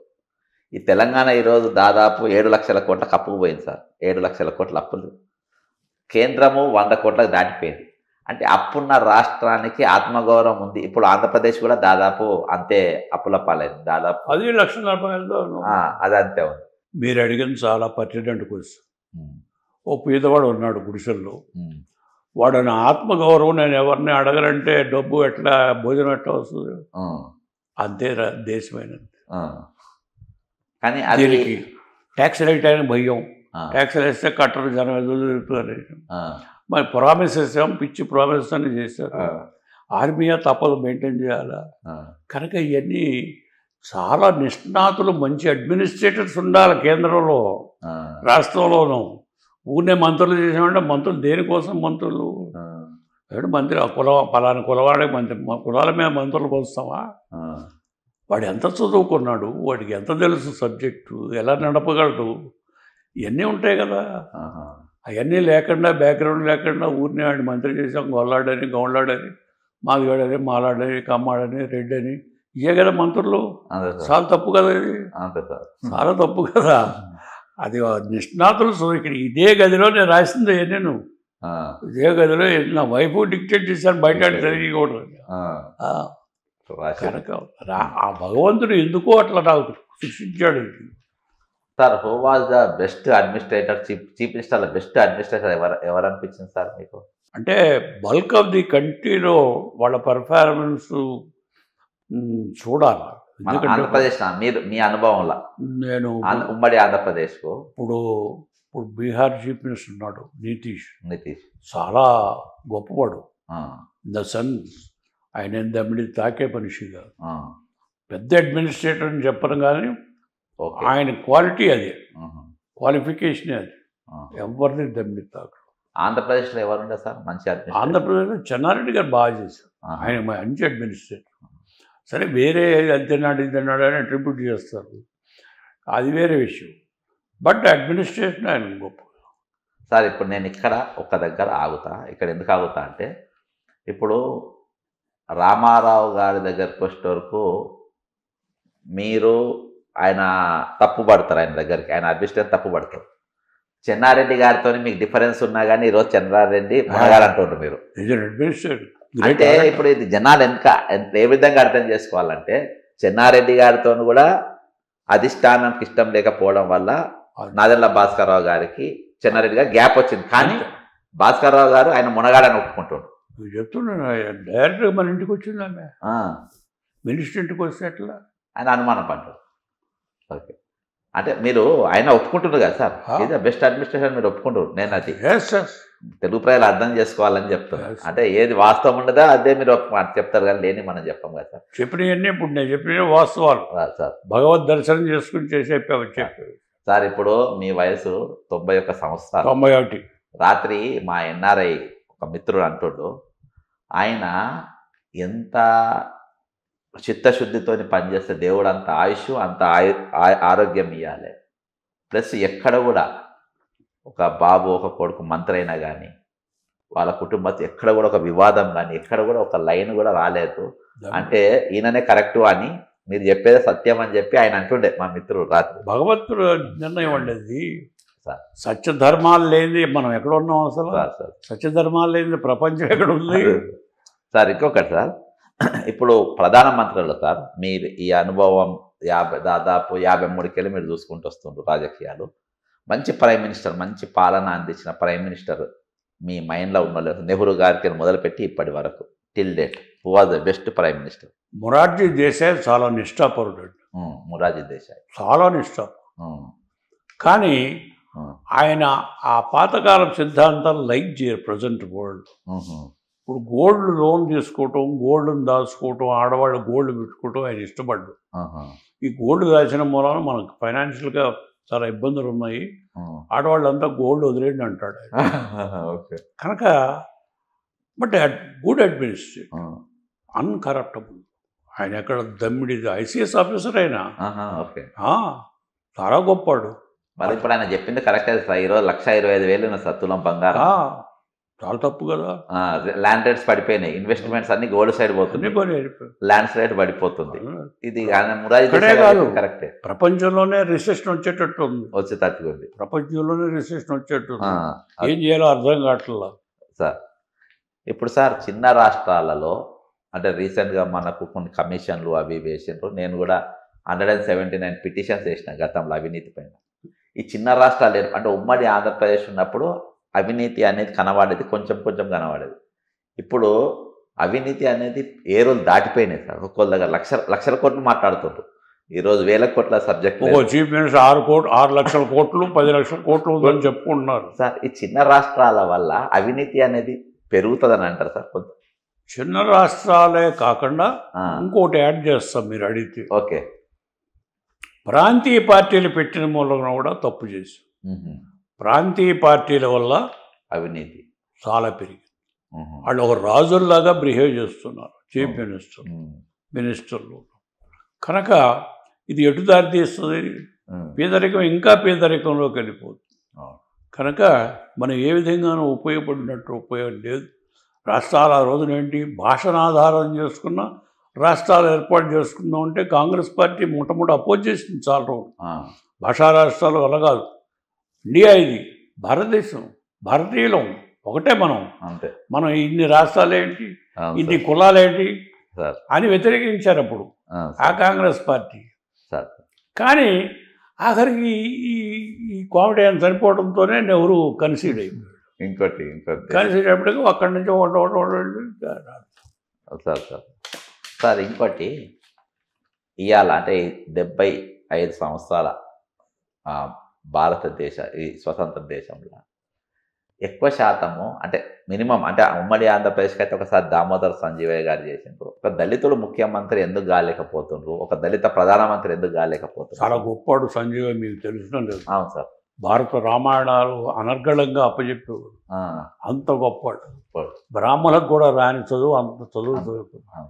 ఈయన్ని మొట్టమొదటి ఆయన పేరు రాజగోపాలాచారి గారు మినిస్ట్రీగా పెట్టుకున్నాడు.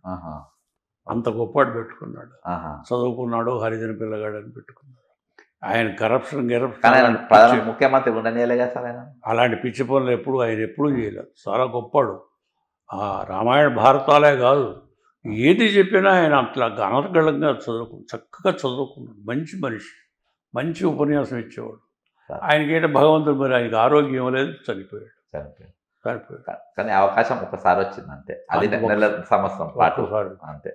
తర్వాత ఉన్న డిప్యూటీ చీఫ్ మినిస్టర్ అనేది కాలక్షేపం పెట్టారు. అంటే ఇక్కడ ఏమైందంటే స్వాతంత్రం వచ్చినాక రైతు వర్గం అధికార వ్యామోహం పెరిగింది. రైతు వర్గాలు అటు రెడ్డను, కమ్మలను, కాపులను, గొల్లాళ్లను, గోనాళ్లను ఏదైనాను రైతుల్లో వచ్చింది. రైతుల్లో ఎట్లా స్టార్ట్ అయింది, ఈ బ్రాహ్మణ పిల్లలైనా మా ఉద్యోగాలు చేసి మేమెందుకు చేయకూడదు. క్లార్క్ ఉద్యోగం ఆ రోజు బ్రాహ్మణులు ఎవరు క్లార్క్ ఉద్యోగం చేసేవాడు బ్రిటిష్ వాళ్ళ దగ్గర, అది మేమెందుకు చేయకూడదు అంటే స్టార్ట్ అయింది. అట్లా అట్లా అట్లా అట్లా ఇది ఇట్లా పెరిగిపోయింది. ఎన్ని ఉద్యోగాలు వస్తాయి, ఏముంటాయి ఉద్యోగాలు? ఉద్యోగాలు చేస్తే ఎంత నువ్వు సృష్టించాలి. కానీ ఇప్పుడు అమెరికాలో నాసా అని ఒకటి ఉంది. ఆ నాసాలో ఇక్కడ బ్రాహ్మణులు వేదం బాగా చదువుకుంటారు, ఈ వేదాలన్నీ అక్కడ చెప్పించుకుంటున్నారు వాళ్ళు. కనుక ఎలా టాలెంట్ ఉందో ఆ టాలెంట్ కానీ తీసుకోవాలి. అక్కడ కులం పెడితే మాలాడు కావాలంటే మాలిగాడు కావాలంటే ఎట్లేస్తాం అక్కడ, అది తప్పు కలది. వాడి విద్యది, కులం పేరెత్తకూడదు. కులాలేంటి, కులాలు అంతా మానవులు, అంటే ఇది ఎందుకు వచ్చిందంటే సార్, నేను ఈ మధ్య కులగణన అనే ఒకటి ఏదో పెట్టారు. I oppose it. మోసం సార్, అది అబద్ధం. అది కూర్చోబెట్టి రాసుకున్నాయి అవన్నీ, అవి రియల్గా జరగలేదు. I oppose it sir. Oppose చేస్తే ఇక్కడ chief minister, Telangana chief minister పోయి రాజీవ్ గాంధీ, రాహుల్ గాంధీకి చెప్పాడు. చెప్తే ఎవరు అపోజ్ చేశాడు? పలానా ఆయన. ఆహా, అంతా మొత్తం పర్సెంట్ 80% రిజర్వేషన్ పెట్టాలి, ఏం చేస్తాడు ఆయన అని అన్నాడు. తెలియక చేసే పనులు. భారతదేశం, అఖండ భారతదేశం, ఈ భారతదేశాన్ని మనం ఒకటిగా పెట్టాలి. కులాలు మతాలు ఏమిటి కలపడానికి ప్రయత్నం చేయాలి కానీ కులాలు ఏమిటి బాధించుతో నేను ప్రశ్న పిలిచి చెప్పాను. అది వేశారు. వేస్తే ఆయనకి నచ్చలా. ఎందుకంటే ఇంకా చాలా టైం ఉంది ఆయనకి. అప్పుడే ఎక్కడ వస్తుంది ఆయనకి. సార్ మీ పీరియడ్లో రాజనరసింహారావు అని మంత్రి ఉండే సార్. రాజనరసింహ ఉన్నాడు, చాలా మంచాడు. మంచాడు. అయితే మా దగ్గర ఉన్న సి నారాయణకి ఆయనకి పడదు. సి నారాయణ మాదిగా, ఈయన మాదిగానా ఏదో పడదు వాళ్ళకి తగు. సి నారాయణ చెన్నారెడ్డి గారి దగ్గర. ఈ నరసింహ మీద ఏదో పిత్తులు లేచి చెప్తూ ఉండేవాడు. చెప్తూ ఉంటే ఓ రోజు నన్ను అడిగాడు, ఎందుకు డాక్టర్ సాబ్ మనకి ఇవన్నీ ఎవరో వాళ్ళ తగులు చెప్పుకుంటుండో మనకు ఎందుకని. ఈయన అరెస్ట్ చేయించాలని ట్రై చేశాడు చెన్నారెడ్డి. రాజనరసింహ చెన్నారెడ్డి. ఈయన బ్రహ్మానంద రెడ్డి మనిషి. రాజనరసింహ బ్రహ్మానంద రెడ్డి మనిషి. ఓహో, కాసు బ్రహ్మానంద మనిషి. ఆయన క్యాబినెట్లో మంత్రి. నాకెందుకు వచ్చిందంట సార్, ఆయన క్యాబినెట్లో మంత్రిత్వం. ఓకే, కాసు బ్రహ్మానంద రెడ్డి. ఆయనకి ఏదో కోపం వచ్చి చేయొద్దని నేను సలహా చెప్పాను. మంచి మనిషి అతను. నేను 2-3 సార్లు కలిసాను. నాకు దగ్గరికి వచ్చాడు. అని సి నారాయణకి తగు వచ్చి వాళ్ళు ఏదో తగులు అడుగుతుంది. అయితే మామూలుగా అంటే ఈ ప్రశ్న నేను ఎందుకు అడిగినండి సార్, ఈ తెలంగాణ అనేది ఏర్పడడంలో ఈ మధ్యన నేను ఈ రిటైర్డ్ ఎంప్లాయీస్ వీళ్ళందరితో కొట్లాడుతుంటే ఒక డిఫరెంట్ వస్తుంది. అసలు మేము తెలంగాణ ఉద్యమం ఎందుకు చేసినామని బాధపడు అనే కామెంట్స్ పెడుతుంటారు నాకు కింద. ఎందుకంటే రిటైర్మెంట్ పైసలు వస్తలేవు, పెన్షన్లు వస్తలేవు, వైద్యం అంత లేదు, ఈ ఉద్యోగాలు వస్తలేవు. ఉద్యోగాలు అమ్ముకుంటారు బాజాప్తా. గ్రూప్ 1 ఓపెన్గా 2016 అయితే భయంకరంగా అమ్మేసారు. మీరు అన్న రాజరిక పాలన లెక్కనే నడిచింది సార్. అయితే ఈరోజు ఉమ్మడి ఆంధ్రప్రదేశ్ ఉన్నప్పుడు ఒక అసెంబ్లీలో ఒక రాత్రి 2 గంటల వరకు సార్ SC/ST సబ్ ప్లాన్ అని నడిచింది. అందరికీ సమానమైన వీళ్ళ డబ్బులు పంచాలని. దాన్ని ప్రజెంటేషన్ చేసింది అప్పుడు deputy chief minister. Night 2 o'clock bill pass అయింది. నెంబర్ 1. రెండవది తెలంగాణ పైన ప్రజెంటేషన్ సోనియా గాంధీ గారు, మన్మోహన్ సింగ్ గారు ప్రధానమంత్రి గారు, మన గులాం నబీ ఆజాద్ గారు వీళ్ళందరూ కూడా కూర్చొని అప్పుడు ప్రజెంటేషన్ కూడా డిప్యూటీ చీఫ్ మినిస్టర్ అప్పుడు ఆయనతోనే ఇప్పించుకుంటారు. రీసెంట్గా ఒక బిల్లు 2-3 బిల్లులు కూడా పాస్ అయింది. ఈ టాలెంట్ చూసి ఇవ్వకుండా ఈ పార్టీలో మారొచ్చిన వాళ్ళకు అంటే టాలెంట్ చూసి ఇవాళ నేను ఒకటి సిద్ధాంతాన్ని మామూలుగా ఈరోజు సిద్ధాంతం ఉన్నోళ్ళను ప్రజలు వాళ్ళని ఆదరిస్తలేరు, సిద్ధాంతం లేని వాళ్ళను ఆదరిస్తున్నారు అనేది ఒకటి వస్తుంది సార్. ఈరోజు సబ్జెక్ట్ ఉన్నోని తీసుకుంటలేరు. ఈరోజు కేసులల్లా నేను పేర్లతో పోను, కేసులల్లా రెడ్ హ్యాండ్ దొరికిన వాళ్ళను ఈరోజు ముఖ్యమంత్రులు అవుతా ఉన్నారు సార్. నిజంగా సబ్జెక్ట్ నేను చెప్పిన 3 ప్రజెంటేషన్స్ ఇచ్చిన వాళ్ళు, పార్టీ కట్టుబడి ఉన్నోళ్ళు, ఒక పార్టీని పట్టుకుని ఉన్న వాళ్ళకు ఎందుకు అవకాశము ఇవ్వకుండా ఇట్లా నేర చరిత్ర గల్లోళ్ళను పట్టుకున్న వాళ్ళను దొంగ ముద్రను నేను అసొంటలో చేయొద్దని అన్నది నేను పార్టీకే సస్పెండ్ అయినా సార్. It is different. దీనికి అంతరికి ఒకటే కారణం అర్థమైంది. ఇలాంటి వీక్లింగ్స్ వస్తున్నారు కదా, వీళ్ళ వల్ల దేశానికి ఏం ఉపయోగం? పార్టీలు మంచిగా నమ్ముకుని కమిట్ అయ్యి పనిచేసిన మనుషులు దూరాన్ని పెట్టి ఇలాంటి ఉల్ఫాగాళ్ళందరూ తీసుకొస్తున్నారు. ముఖ్యమంత్రులు చేస్తున్నారు. ముఖ్యమంత్రులే కాదు, సెంట్రల్ మినిస్టర్లే కాదు, ఇక్కడ మినిస్టరే కాదు. ఇది ఒక క్రాప్ అన్నమాట. మన పంటలు పండినప్పుడు మిడతల దండలు వస్తూ ఉంటాయి, వచ్చి తినేసిపోతూ ఉంటాయి. అలాంటి దానికి కంపేర్ చేయొచ్చు. కారణం ఏంటంటే ఈ గమనాల్లో మనం గమనించింది ఏంటంటే ఈ విషయంలో ఒక్కోసారి చెడు కూడా వస్తూ ఉంటుంది. మంచి పెద్ద కాలువ నదో ప్రవహించేటప్పుడు మంచినీళ్ళతో పాటు చెడు నీళ్ళు కూడా నడుస్తూ ఉంటాయి. కనుక దాన్ని గ్రహించడం వరకే కానీ దాన్ని కట్టేజ్ చేస్తే ఘర్షణ వస్తుంది. మెల్లగా అడల్లో వాళ్ళు మార్పు తీసుకురావాలి, తప్పదు. చాలామంది ఉన్నారు, కొంతమంది ముఖ్యమంత్రికి 6 లక్షల కోట్లు సంపాదించాడని చెప్తున్నారు, కొంతమంది 10 లక్షల కోట్లు సంపాదించాడు అంటున్నారు. కనుక ఇవన్నీ ఈ ఎటుపోతుంది అంటే కాలమే నిర్ణయం చేయాలి. అప్పులు కూడా అట్లా కనబడుతున్నాయి. అంటే మానవుడు జన్మే, మీరు ఊరికనే కూర్చుంటే సమాజం ఊరుకోదు, ఏదో పని చేయాలి. ఏదో పని చేసినప్పుడు ఏదో అట్రిబ్యూట్ చేస్తారు, ఏదో పని చేసినప్పుడు కొంత అటు ఇటు నడుస్తూ ఉంటుంది. ఇవన్నీ సహజమైన ఇబ్బందులు, అసహజమైన ఇబ్బందులు ఏం కాదు. ఈ చూపించకపోయి ఇంకోటి వచ్చినా, ఆ చూపించకపోయి ఈడు వచ్చినా, ఈడు వచ్చినా, ఇవన్నీ మానవులు వాళ్ళందరికీ వాళ్ళు బ్యాలెన్స్ చేసుకుని ఆ పదవిలో ఉన్నాళ్ళు ఆ సత్య హరిశ్చంద్రుడిలాగా అలాగా పరిపాలించేవాడు కావాలి. సార్ ఇంకొకటి సార్, మీ రీసెంట్ కొన్ని మీ ఇంటర్వ్యూస్లో విన్నప్పుడు విజయవాడ ఎమ్మెల్యే మీరు ఎక్కడైనా అక్కడ వంగవీటి మోహన్ రంగ గారి పేరు వచ్చింది. ఆయన చనిపోయిన విషయాలు అవన్నీ మీరు చెప్పినారు, అందుకనే పోను. ఒకవేళ ఆయన బతుకుంటే పాలిటిక్స్ పైన, ఏపీ పాలిటిక్స్ పైన ఏదైనా ప్రభావం ఉండే సార్? అప్పుడు యువకునిగా ఉండే, అంటే ఆయన చంపాలా అంత కసితో చంపిండ్రు కదా, ఒకవేళ ఆయన బతుకుంటే ఏమవ్వని ఆయన చంపిండ్రు? దీనికి ఆరిజిన్ ఏంటంటే నేను చెప్తా, నాకు తెలుసు. ఆ కేసులు నేను చేశాను, రగడ తరపున కేసులు చేశాను, అటు చేశాను. ఇక్కడ కమ్మ కాపు కాదు, అక్కడ తగు చిన్న సైకిల్ వ్యాపారం చేసుకునే వీళ్ళు అట్లా కలిసి కళ్ళు సారాయి అమ్ముకుంటే బాగా పైసలు వస్తాయి, అందులో దిగారు. అందులో దిగితే ఆ పార్ట్నర్స్లో వాడు తెలియగలడు, వీడిని మోసం చేసేవాడు, వాడు దాచుకోవడం, కొట్టేయడం ఇలాంటివి జరిగాయి. దాంతో కక్షలు పెంచుకుని ఆ కక్షలు ఎంత దూరం పోనీ అంటే, నా డబ్బు ఎప్పుడు ఇస్తారు అనేది ఎన్నాడు ఉన్నా ఇవ్వకపోతే ఆ గదిలో రమ్మని చెప్పి ఆ గదిలో గొడ్డలు పెట్టి నరికేశారు. రంగడ అన్నను కూడా నరికేశారు కదా, రాధా అని, ఆయన కూడా గొడ్డలు పెట్టి నరికేశారు. నా డబ్బులు నాకు ఇవ్వు, నా అడిగాడు అని చెప్పి చంపి, ఆ చంపినాడు ఎవడు కమ్మాళ్ళు అయ్యారు, చనిపోయినాడు కాపు అయ్యాడు. దాంతో కమ్మ కాపు అని ఇది ఒక సెక్షను. అడ్వాంటేజ్ దుకాణాల మీద డబ్బు కలెక్షన్, ఇది ఒక సెక్షన్. అట్లా డబ్బు కలెక్ట్ చేసి ముఠాలు మెయింటైన్ చేసి ఈ ముఠాలు అట్లా పోయి జనం మీద పడి, నేను ఆ రోజున అక్కడే ఉన్నాను. ఓకే, ఆయన చంపిండు. ఎందుకు వెళ్ళానంటే కాకానంగడతరం గారి వర్ధంతి, దానికి నన్ను పిలిచారు. పోయినా మీటింగ్ జెండా లేపుతాం కదా, ఆ జెండా లేపటి రంగడు నా దగ్గరికి వచ్చాడు. వచ్చి అన్న దీక్షలో కూర్చున్నానే, ఒకసారి విజిట్ చేయాలి.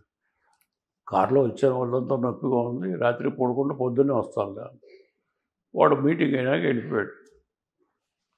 నేను పడుకున్నా కెనాల్ గెస్ట్ హౌస్, పెద్దట్టు కూడా నా దగ్గర నాతో పాటు వచ్చాడు. పడుకున్నాడు, ఎవడు మధ్యలో ఎప్పుడు డామ్ డామ్ అని మోగింది. లేచి వచ్చి సెంటినట్టుగా ఏంటంటే మొత్తం మోగుతాను అన్నాడు. మీకెందుకు సార్ పడుకోండి అన్నాడు వాడు. సరే పడుకోండి. కాసేపు సిటీ కాంగ్రెస్ ప్రెసిడెంట్ పోతాను ఫోన్ చేశాడు.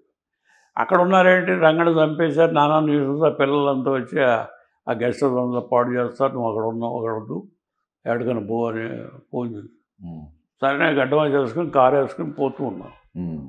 బెంజ్ సర్కిల్కి వచ్చేటప్పటికి పిల్లలంతా, నేను అద్దం దించా, నన్ను చూసా, అరే నాదిల భాస్కర్ రారో మా అనరో అని వాళ్ళంతా నేనంటే ఇష్టం గట్ట. సరే 12 కారు అని కొంచెం దూరమైన మళ్ళీ కారుకి డబ్బాలు ఈ అడ్డం పెట్టారు. సరే పోనివర్లే పిల్లలు అని చెప్పని ఓ ఫ్రెండ్ ఇంటికి పోయా, సాయంత్రం అక్కడ ఉండి తర్వాత పోయా. ఆ కమ్మాల షాపులన్నీ తగలేశారు. అట్లా కమ్మ కాపు డివిజన్ వచ్చింది. అది దట్ ఇస్. అయితే అక్కడ ఎవరిది అన్యాయం అంటాం, ఎవరిది కాదంటాం, ఇద్దరు కూడా చిన్న వ్యాపారం కాడించి కళ్ళు వ్యాపారంలో పోయారు. ఆ కళ్ళు వ్యాపారంలో డబ్బుల దగ్గర ఆడు ఎక్కువ తిన్నాడని తక్కువ తిన్నాడని కొట్లాట. అది కమ్మ కాపు అని చేసి చంపుకున్నారు. వాళ్ళ మనిషి నెహ్రూ తమ్ముడిని వీడు చంపేశాడు, వీడి తమ్ముడిని వీడి అన్నని వాళ్ళు చంపేశారు కమ్మాళ్ళు. అట్లా వాళ్ళకు అది వైడ్గా పెరిగిపోయి కమ్మ కాపు అని. ఇప్పుడు క్యాస్ట్ కోసమే, అంటే కమ్మ కాపు గొడవనే రీసెంట్గా, అంటే ఒక ఇంటర్వ్యూ నేను చూసిన, కేవలం డబ్బు కోసం. అయితే నెహ్రూ గారు ఒక స్టేట్మెంట్ ఏమి ఇచ్చిందంటే, దేవుడు గారు నేను ఖమ్మంలోకి దూరం అయిపోయినా నా క్యాస్ట్ వాళ్ళు నన్ను శత్రువు లెక్క చూస్తుండ్రు అని ఇంటర్వ్యూలో మాట్లాడిన ఆయన. ఇక ఆయన క్యాస్ట్ కోసం కొట్టాడేం చంపింది వాళ్ళే, నాకు తెలుసు. చంపింది వాళ్ళే నలుగురు. వాడవాడు గన్నవారు వాడవాడు వాళ్ళంతా నాకు వచ్చి చెప్పారు, ఇట్లా చంపాము మేము, పండగ చంపాము అని చెప్పి. అది సార్ ఫైనల్గా సార్, మీ అబ్బాయి నాదెండ్ల మనోహర్ గారు మీ ప్రమేయం లేకుండా రాజకీయాలకు వచ్చిండు. నేనేమి ప్రమేయం లేదు, లేదు, ప్రోత్సాహం కూడా లేదు. ఆయన కాంగ్రెస్ పార్టీ కార్యదర్శిగా డి శ్రీనివాస్ గారు అధ్యక్షుడు ఉన్నప్పుడు పోయిండ్రు. అయితే ఒక షార్ట్ పీరియడ్లా, అంటే ఆయన దగ్గర ఎక్కడ కూడా ఒక మరక కానీ ఒక కంప్లైంట్ కానీ ఎక్కడ కూడా ఇంత కూడా లేదు. నేను తెనాలి కూడా పోయినా, ప్రచారానికి పోయిన చూసిన. అయితే సార్ ఇప్పుడు నాదెండ్ల భాస్కర్ రావు గారు అంటే ఒక శిఖరం, రాజకీయ శిఖరం. అది దానిలో విమర్శకులు ఉన్నారు, దాన్ని రెండు దిక్కులు ఉన్నారు. కానీ ఆయన ఒక శిఖరం, ఎవరికైనా విమర్శకులకైనా ఎవరికైనా ఆయన ఒక శిఖరం. నాదెండ్ల మనోహర్ గారు సన్ ఆఫ్ నాదెండ్ల భాస్కర్ రావు అనే టైటిల్కి వెళ్ళి ఈరోజు ఆయన స్థాయి అంటే కొన్ని చూస్తుంటే మాకు కూడా గర్వం అనిపిస్తుంది. నాదెండ్ల మనోహరే ఈరోజు నాదెండ్ల భాస్కర్ రావు ఫాదర్ ఆఫ్ నాదెండ్ల మనోహర్గా. ఈ మాట ఓ రోజు ప్రైమ్ మినిస్టర్ ఆఫీసుకు పోతే ఆఫీసులో కుర్రాళ్ళు నేను వచ్చానని చెప్తే, అరే మనోహర్క బాపాయరా అన్నాడు.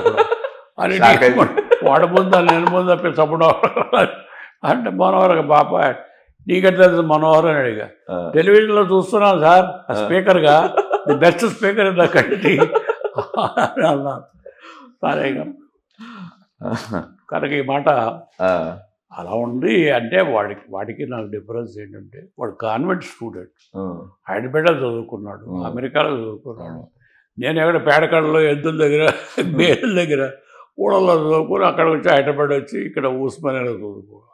నాకు నా ఇంగ్లీష్ వాడి ఇంగ్లీష్ చాలా తేడా ఉంటుంది, మంచి ఇంగ్లీష్ మాట్లాడతాడు.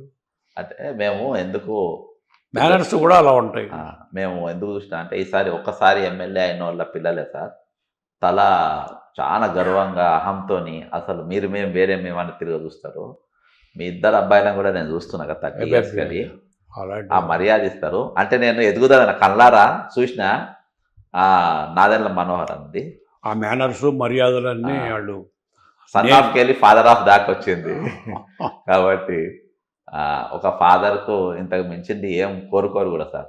సార్ ఫైనల్గా నేను ఫైనల్ టచ్ నేను ఇయ్యదలుచుకున్నాను సార్. ఏంటంటే అసలు నాదెండ్ల భాస్కరరావు గారు ఫెయిలియరా పాసా అని అడిగితే నేను దీని మీద ఒక రీసెర్చ్ చేసిన సార్. ఫెయిలియర్ అనేది అసలు ఉండదు మనిషికి, ఎత్తుబడుగులు ఉంటాయి. ఫెయిలియర్ పివి నరసింహారావు గారికి 97 ప్రధానమంత్రి చేసినోనికి టికెట్ లేదు పో అన్నాడు, అంటే ఫెయిల్ అయినట్ట. కాబట్టి భాస్కరరావు గారు కూడా సాధించినవి చాలా ఉన్నాయి జీవితాంతం. ఇంకా 50 ఏళ్ళు ఇంకా 100 సంవత్సరాలు బతికినా కానీ ఇప్పటి వరకు అంటే కాకపోతే మీరు స్పీడ్గా వెళ్ళిపోయారు. 100 సంవత్సరాలు చేయాల్సినవి మీరు 65 ఏళ్ళ లోపు మొత్తం దాదాపు అన్ని కంప్లీట్ చేసేసారు. ఈరోజు మీ పిల్లల వరకు వస్తే వాళ్ళు కూడా సక్సెస్ఫుల్గా అయిపోతారు. ఈరోజు సార్ అన్నిటికన్నా మర్చిపోయినా, అసలు మీరు ఈ రాజకీయాలకి వెళ్ళి వచ్చిన తర్వాత మీ ముఖ్యమంత్రి పదవి అయిన తర్వాత మీ మీద కమిషన్లు వేసింది కదా సార్? 3 కమిషన్లు వేసి 3 కమిషన్ మర్చిపోయినా. ఒక్క కమిషను ఒకసారి తప్పుడు సంతకం పెట్టాడని కానీ, డబ్బు తిన్నాడని కానీ, పిచ్చి సంతకం పెట్టాడు, పిచ్చి ఆర్ట్ పాస్ చేశాడు కానీ ఒక్కడు రాయాలి. చంద్రబాబు వెళ్ళి జడ్జీలను అడిగాడు, ఏదైనా ఒకటి రాయిపోతే ఎట్లాగండి కమిషన్ వేస్తాను. ఏమి రాయమంటే లారీ పుస్తకాలు తెచ్చేసారు, మా దగ్గర ఏమీ లేదు, మేము అట్లా జడ్జెస్ ఏమీ లేకపోతే అట్లా రాయకూడదు, రాయము అంటే తిరిగి. ఒకసారి నేను 30 yearsకి వెళ్ళి మీతోని సంబంధాలతో ఉన్నా, మంచైనా చెడైనా. మా లోపు అంటే నా అటువంటి వాళ్ళు చాలామంది రోజు సమాజంలో ఉండరు. మా లోపట మీరు గమనించింది ఏంటి? మేము ఏ విధంగానైనా మారితే బాగుంటామా, లేకుంటే మా లోపల లోపాలు కానీ పాజిటివ్స్ కానీ నెగిటివ్స్ కానీ ఏమైనా గమనించిందా సార్? నేను చూసింది ఏంటంటే ఈ సమాజంలో ఈ డబ్బున్న పిల్లలు, ఆస్తులున్న పిల్లల కంటే నిమ్మన జాతుల పిల్లలే చక్కగా ఈ సమాజానికి ఉపయోగపడతాడని నేను భావించేవాళ్ళు. నేను ఒకటి. వాళ్ళ కష్టజీవులు. ఎందుకంటే వాళ్ళ కష్టం సుఖం తెలిసిన వాళ్ళు. వీళ్ళకి కష్టం తెలియదు, సుఖాలే తెలుసు. కనుక ఆ తేడా అట్లా కనపడుతూనే ఉంటుంది. పక్క స్నేహితుడు మనం అరటిపండు తింటూ వాడికి అరటిపండు సగం తుంచి ఇచ్చే శక్తి లేని వాళ్ళు వీళ్ళు, కానీ వాళ్ళకు ఉంది. అలాంటి భావం నాకు. అంత భగవంతుని బిడ్డలు వాళ్ళు, శ్రమజీవులు, కార్మికులు, కర్షకులు. వాళ్ళు కేవలం ఇతరుల బాగోగులే కానీ వాళ్ళ బాగోగులు చూసుకోవాలి. అలాంటి వాళ్ళకి మనం సహాయం చేయాలి, ముందుకు ఉండాలని భావించేవాళ్ళు నేను. ఈ ప్రేక్షకులకు మీరేం చెప్తారు సార్? మా ఫాలోవర్స్ కానీ ప్రేక్షకులకు కానీ. మన భారతదేశ ప్రజలకు ముఖ్యంగా మన ఈథోస్, మన పూర్వీకులు నేర్పిన పద్ధతులు అవి కలకాలం నిలవాలి, నిలుపుకోవాలి. యంగర్ జనరేషన్ ముఖ్యంగా సత్యము ధర్మము అదే కాపాడుతుంది మిమ్మల్ని. నేను ఇలా ఉన్నాను, ఇన్ని అవస్థలు పెట్టినా, ఇన్ని ఇబ్బందులు పెట్టినా నేను ఇలా ఉన్నాను అంటే ఆ సత్యము ధర్మము. నేను అబద్ధాలు ఏదైనా రాస్తే నా బుక్కులో నేను ఇలా ఉండను, అసత్యపు మాటలు ఏమైనా చెప్తే ఇలా ఉండను. ఆ సత్య ధర్మాలే కాపాడుతాయి మనిషి. అబద్ధాలు చెప్పకూడదు, అంతే. అది కాపాడుతుంది, భారతదేశాన్ని కూడా కాపాడు. ఓ పక్కనే గొప్ప గొప్ప మనకంటే సంపాదించిన దేశాలు మన కూడా కొట్టలేకపోతుంది. కారణం ఏంటంటే మనలో ఉన్న సత్య ధర్మాలు మన దేశంలో ఉన్నాయి. అది ఇది సార్. విన్నారు కదా ఇప్పటిదాకా మాజీ ముఖ్యమంత్రి నాదెండ్ల భాస్కరరావు గారిది మరొక కోణం. ఒక కోణాన్ని పూర్తిగా ఆవిష్కరించే ప్రయత్నం చేసినాం. ఆయన నమ్ముకున్న సిద్ధాంతాన్ని ఇయాటి వరకు లాభమైన నష్టమైన, ఎన్ని కమిషన్లు వేసినా, ఎన్ని ఆరోపణలు చేసినా, ఎంతమంది ఎట్లా నెగిటివ్ షేడ్స్లో చూపించే ప్రయత్నం చేసినా, నా సత్యము నా న్యాయము నన్ను నిలబెట్టింది. ఈరోజు నా పిల్లలు కూడా ఉన్నతమైన శిఖరాలకు ఎదిగిందంటే, ఒక కంప్లైంట్ లేకుండా ఎదిగిందంటే, ఇది సక్సెస్ కాకుంటే ఇంకా ఏంది? This is my success, I'm not failure అంటున్నారు నాదెండ్ల భాస్కర్ గారు. ఖచ్చితంగా ఈ ఛానల్ సబ్స్క్రైబ్ కాని వారు సాధ్యమైన షేర్ చేయండి. ఇది రాబోయే తరానికి ఇచ్చినటువంటి ఒక సందేశం. నమస్కారం. Thank you very much.